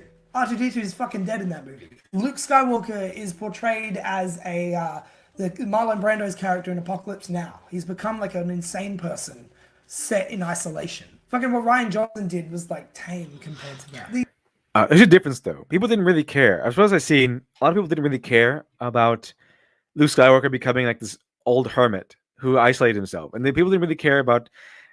I mean, they cared about them killing off legacy characters, but it wasn't just because they killed them off. It's because they killed them off so meaninglessly, without substance. Okay, Han Solo just walks up and dies. Leia just walks off screen and kind of just dies. Okay, Luke Skywalker just he does one little force power that accomplishes almost nothing, and then dies. Okay, if you wanted to have a dying of the legacy characters, and you wanted to fulfill or give substance to the deaths, you should have given a more meaningful way of them dying. Like I would always like to go to Kor's death and DS9, the Kor being one of the Klingon warriors who actually fought during the war, where he was this old soldier, like Luke Skywalker. He was this old soldier that kind of left behind. He just kept on. All of his friends were dead, and he's kind of the last of the old guard. And no one, just people make fun of him. He's a joke because he's so old. and that he's kind of past his prime and all that stuff. He's become a living joke, and he died. He's a legacy character. Kor is a legacy character of Star Trek. He was even from the original trilogy. He was from the original trilogy of Star Trek. Oh, not the original trilogy, the original series of Star Trek, TOS. And they kill off his character for good. Okay, they kill him off for good.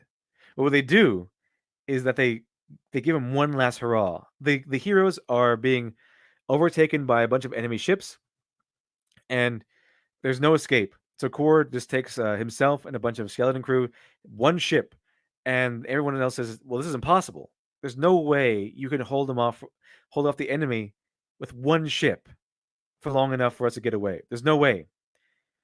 And Kor says, "No, I'm going to do it. I'm Kor. I'm a legend." And he takes one ship with a skeleton crew. And he holds off a fleet of enemy ships with his one ship, long enough for his allies to get away. And the episode ends with his allies, the people who once made fun of him, the people who once saw him as a ridiculous old fool, drinking and singing to his name. That's a meaningful death. That's how you kill off a legacy character. Not just stab him to death for sake of shock value. How they should have killed off Han Solo because by making him sacrifice himself, a meaningful sacrifice, or have him accomplish something that ended up in his death, something huge. Have him be responsible for the destruction of Starkiller Base, something like that. Didn't happen. Just like Leia, just like Han, just like Luke, he was killed off for the sake of shock value because they actively hated Star Wars. They actively hated these legacy characters, and they wanted to reforge Star Wars in their own name for no other reason than that. So it wasn't this because they killed off legacy characters. It's because they killed off these legacy characters, the characters we've admired and worshipped for decades, in the most meaningless, empty ways possible. Ben Z, LD, he's mad at us like WTF when all our favorite characters die, just like his finger sex boy toy, and says, "Why you mad?" Exactly. He wanted to see Kylo Ren redeemed. He was mad about Kylo Ren being killed off. That's a good point. He's mad about Kylo Ren being killed off. Kylo Ren being the character we've only seen for 3 movies. Okay, we've only seen barely developed for 3 movies, and we've only had for what 5 years, 6 years.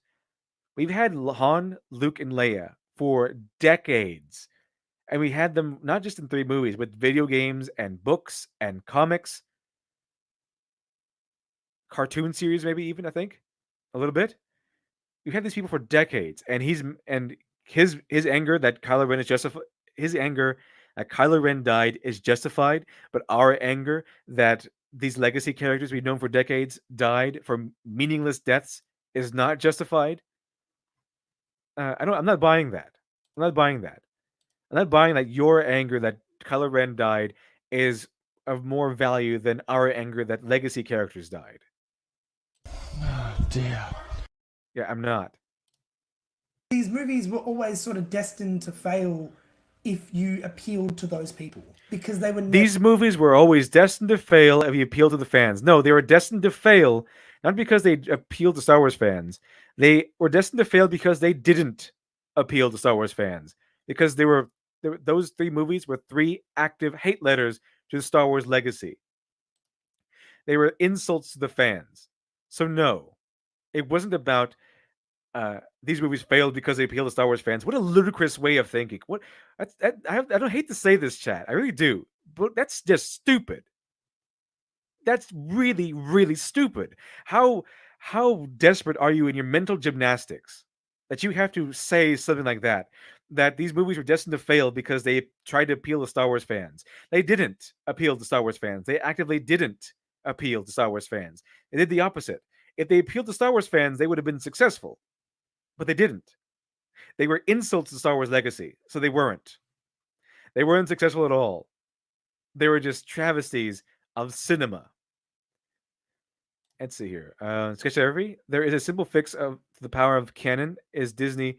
They can wipe the new trilogy from canon and make it Legends, and let SJWs run that alternate timeline. Exactly.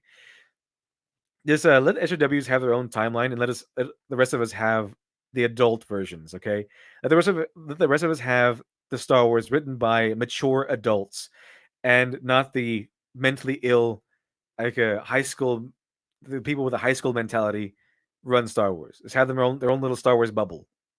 The rest of us have good Star Wars.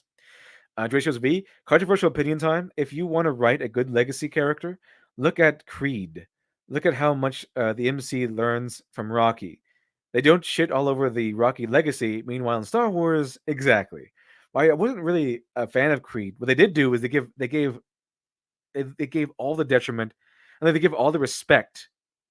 They didn't there's no detriment to Rocky's character.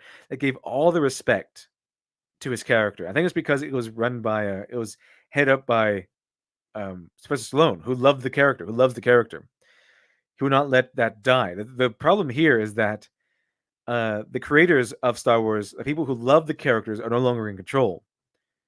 They have no emotional attachment. Archmag, everything is backwards, LD? Yes, everything is absolutely backwards.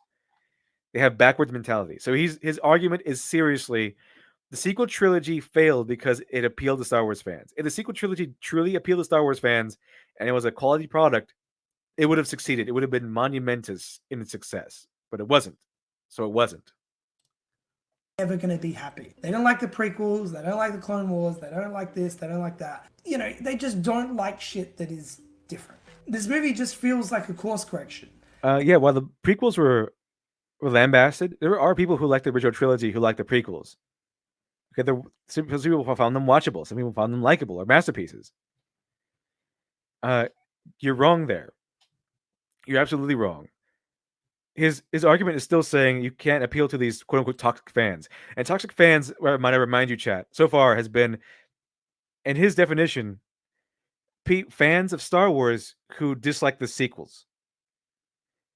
Okay, you can have differing opinions in a franchise.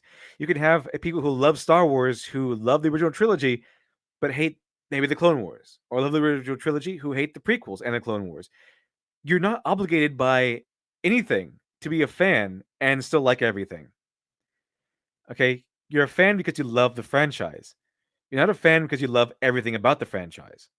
That doesn't make you a fan.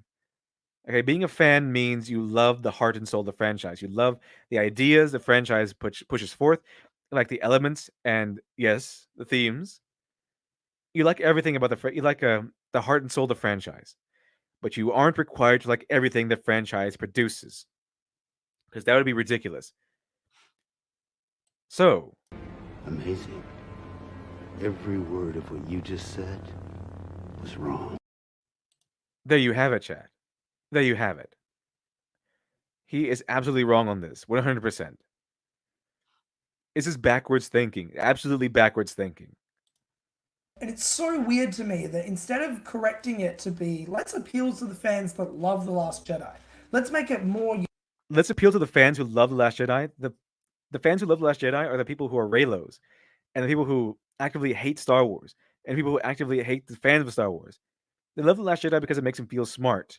They love The Last Jedi because it hates Star Wars. It gives a middle finger to the Star Wars fans. Star Wars fans have taken so many blows. I mean, because there hasn't been a really good trilogy since the original. You might like the prequels, but it doesn't hold the flame to the original still. It's very unfortunate. But to even think about uttering the argument that if the sequel trilogy just didn't appeal to the fans, if they just decided not to appeal to the established fan base that has been establishing and remained loyal over decades, appealing to those people are a bad idea, and that's why the sequel trilogy failed, and not because the writing was awful, and because the sequel trilogy actively turned those same exact people away, that's just disgusting. That's just nuts. That is not what happened at all. They turned away Star Wars fans. They turned away original Star Wars fans by stomping on the legacy of the original trilogy. That's why it failed. Unique like that. They decided to just appeal to the people that hated The Force Awakens for the same reasons they hated The Last Jedi. Is that it was different, and Luke wasn't in it enough, and he wasn't a badass, and he wasn't fucking... Yeah, not because it was different, People also the Force Awakens wasn't different. It was basically a copy and paste of the New Hope. So you just destroyed your own argument there. If these people, like you said, want nothing but just the same stuff over and over again, then they would have loved the Force Awakens. They would have loved it because it was just the same story, just with different character. It was the same story, just with the soul removed, but it was the same story. This was a different main character. So if they really wanted this the same thing over and over and over and over again, they would have loved the Force Awakens, but they didn't because it was written terribly. They had a Mary Sue main character and it stomped on the legacy of the old Star Wars stuff, which is unfortunate because they can't sell you new Star Wars, the old Star Wars, because new Star Wars is nonsense. New Star Wars has no substance to it. Anyways, keep going. fucking killing everyone with his lightsaber. It's appealing to the wrong Yeah, you think because Luke had been here this whole time. Luke had been this isolated old hermit, this isolated old master. Yeah, we kind of wanted to see him get back into action. We kind of see him be in his mopey self, and then redeem himself by jumping back into action. And we wanted to see what this master Luke Skywalker can do. It's been 30 years since the Last Jedi, when the Return of the Jedi. We kind of wanted to see what he was giving up, what sacrifice he made by cutting himself off from the Force, which is apparently a thing he can do now. We wanted to see what could happen. We wanted to see what he was capable of. We wanted to see what kind of pain he could deliver to the First Order after the First Order had done so many terrible things. But no, we get made fun of, we get mocked because we wanted to see Luke Skywalker be awesome. Uh-huh. Yeah, us, the Star Wars fans, us Star Wars moviegoers, that I went to go see Star Wars. Us moviegoers shouldn't be chastised because we wanted to see Luke Skywalker, the hero of Star Wars, do something cool, especially after he's become this master. Yeah, not making him do something cool, I would argue, was the wrong thing.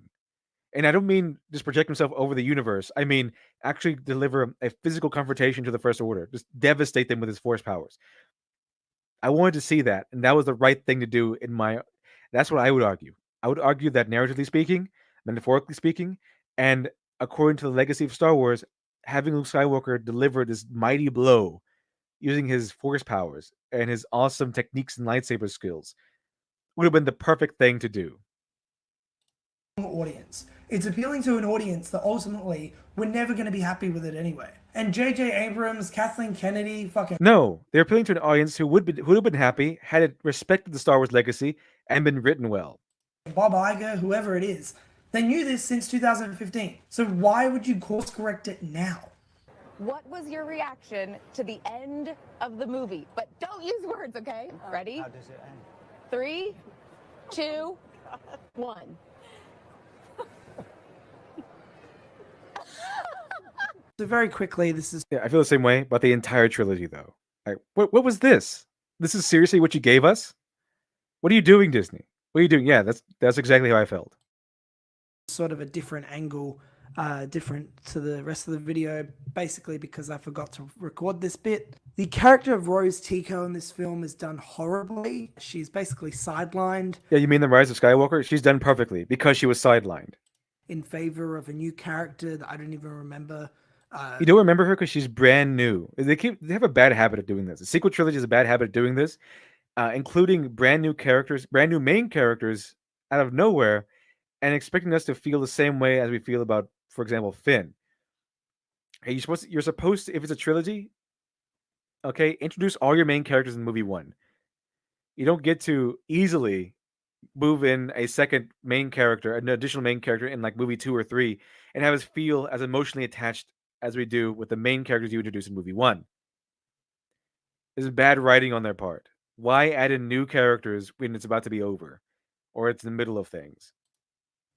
What that character is called. It's pretty embarrassing. Like, I'm pretty sure they write Rose Tico out in a more embarrassing way than how they wrote Poochie out from The Simpsons. I have to go now. My planet needs me. No, they didn't write her out like that. She's still there. She's still in the base. She still is in scenes. She's doing something else in the background. Also. Okay. 1 second. Let me fix this real quick. Mic lowered again. Okay. Also, if you remember, it's always Han, Luke, and Leia.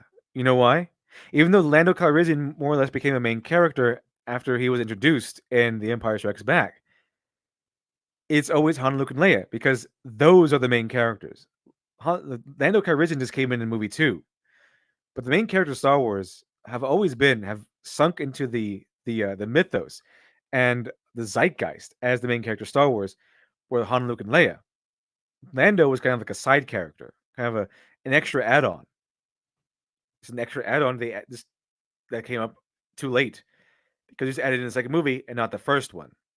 But the true heroes remain Han, Luke, and Leia, with Obi-Wan Kenobi being the mentor. Wow, Poochie came from another planet? I guess. I think in this one they say that they need. There's a scene where Finn basically is like to her, "Hey, do you want to come on this adventure on the Falcon?" And she's like, "Oh nah, soz, bro. I gotta do some paperwork for Leia."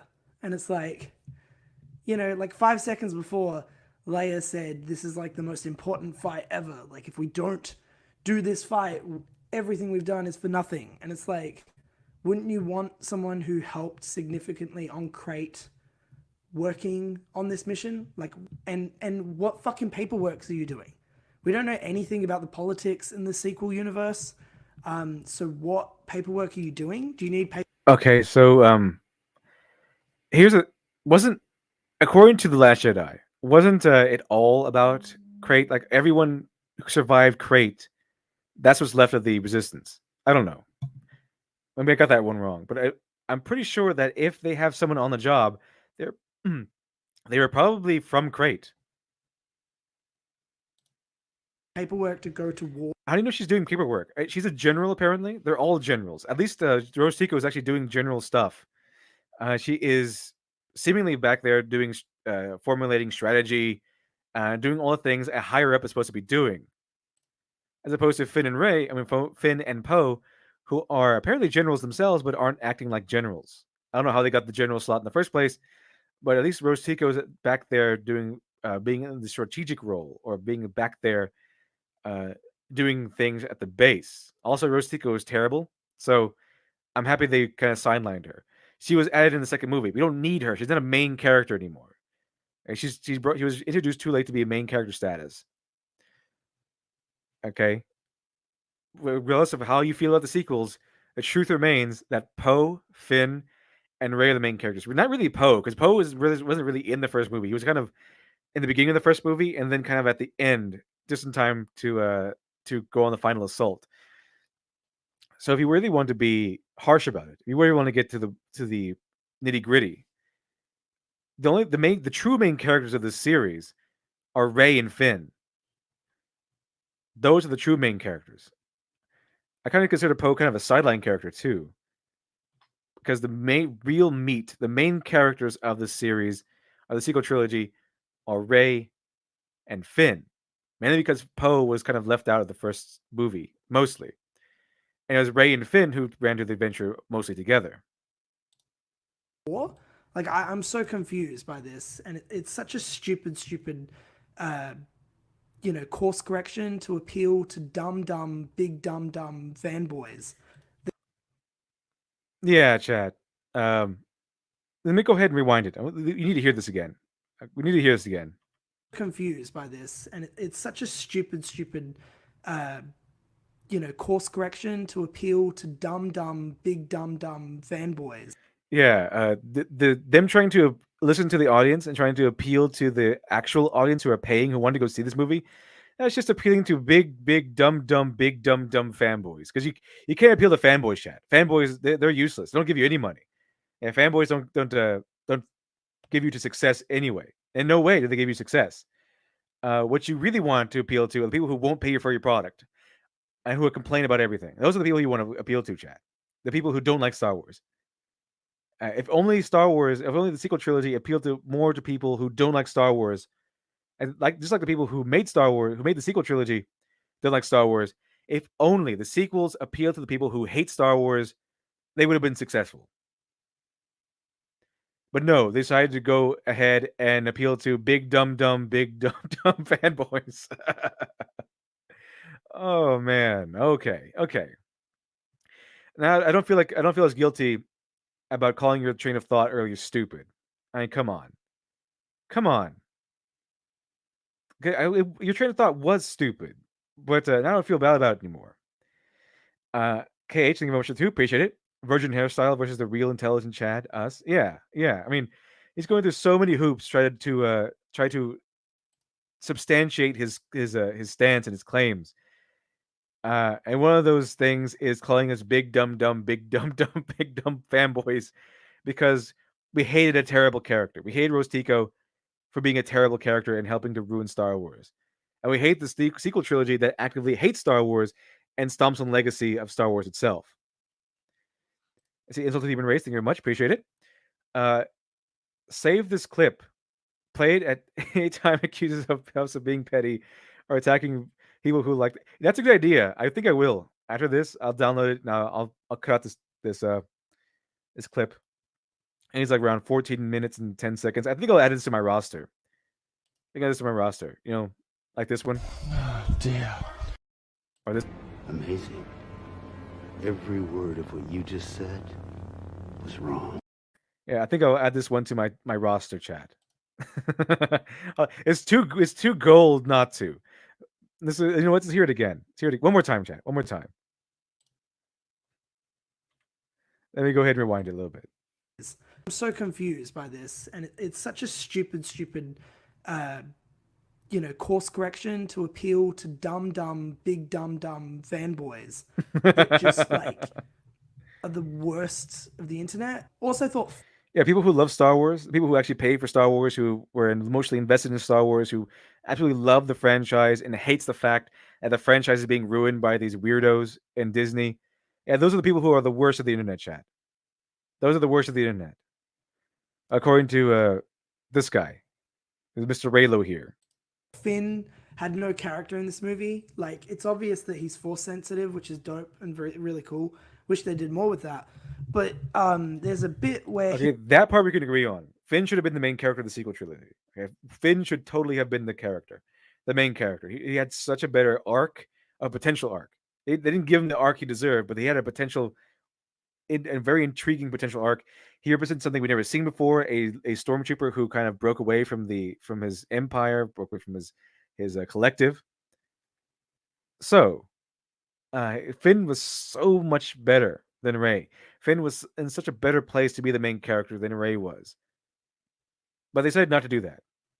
They decided to make him this incompetent idiot this whole time. I'm pretty sure the writers hate him specifically.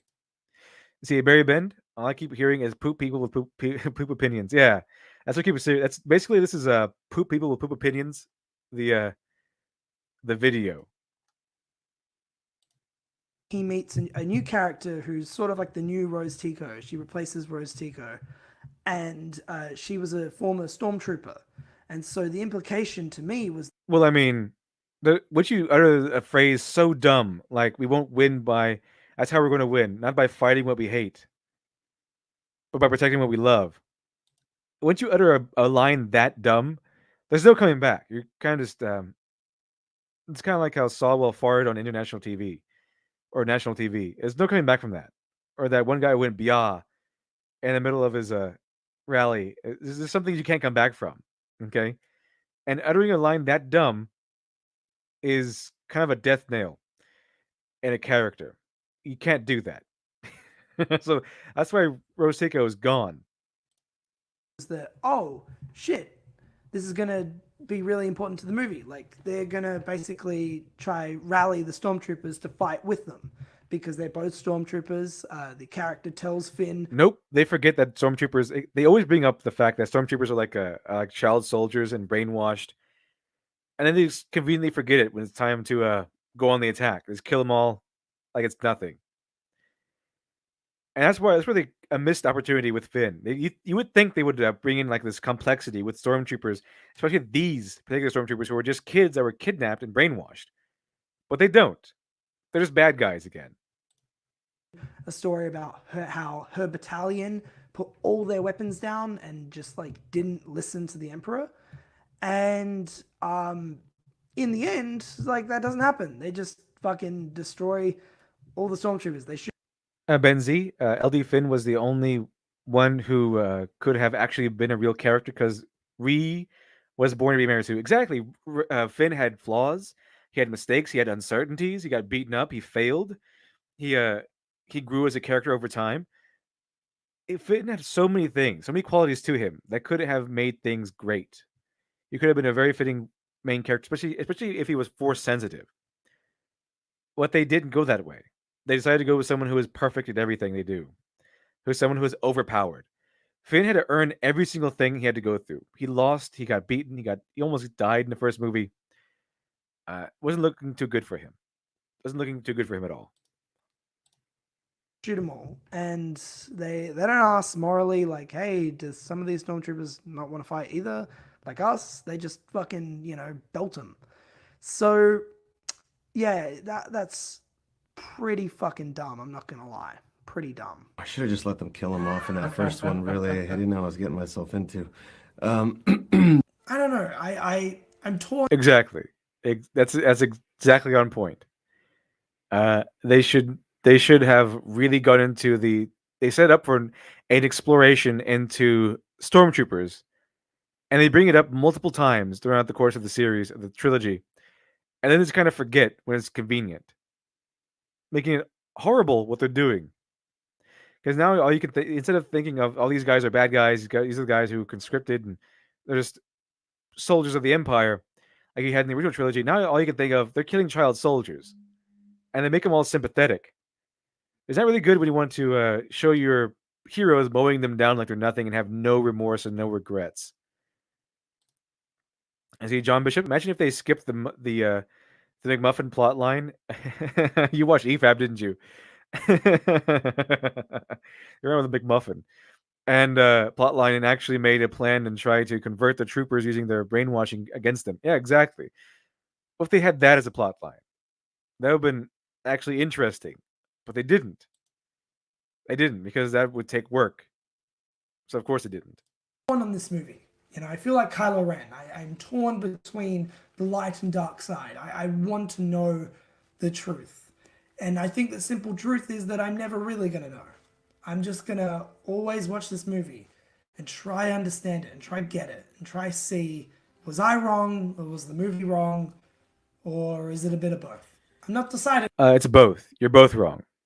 It could be both because that's the occasion we're sitting in. You're both wrong. The Star Wars sequel trilogy is wrong. They're not Star Wars, and you're wrong about pretty much every point except for the Stormtrooper point. But everything else you've said so far in this video has been absolutely wrong. On this movie, I really don't know if it's good or bad. I just disagree with a lot of creative choices. I want nothing more than to come back to it in a year and fucking adore. So what are you gonna do? Give it 10 out of 10 anyway?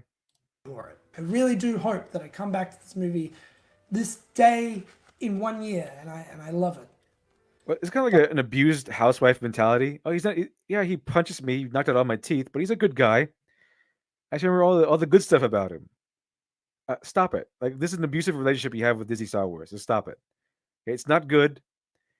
Just take the plunge and admit this is a terrible sequel trilogy. It's awful. Okay, because it is. It's terrible. Rise of Skywalker is fine. I can tolerate Rise of Skywalker because it's a lot of fun to watch, ironically, because of how terrible it is. But it's not a good movie at all. But until then, I'm going to be thinking about it. I'm going to be thinking about what could have been, what it is, and what it will be over the next few years. So again, thank you very much for watching this video. Thank you for holding out and giving me time to process the film. That's the end. That's the end there. So yeah, it's basically his arguments boil down to Star Wars in the future. If they want success, they should not cater to Star Wars fans. And Star Wars fans are all this bunch of big dumb fanboys. They're the worst people on the internet. So we are the worst people on the internet, chat. We're the worst people on the internet because we don't just happily consume everything, and we get mad that legacy characters that we've spent decades with were killed off unceremoniously.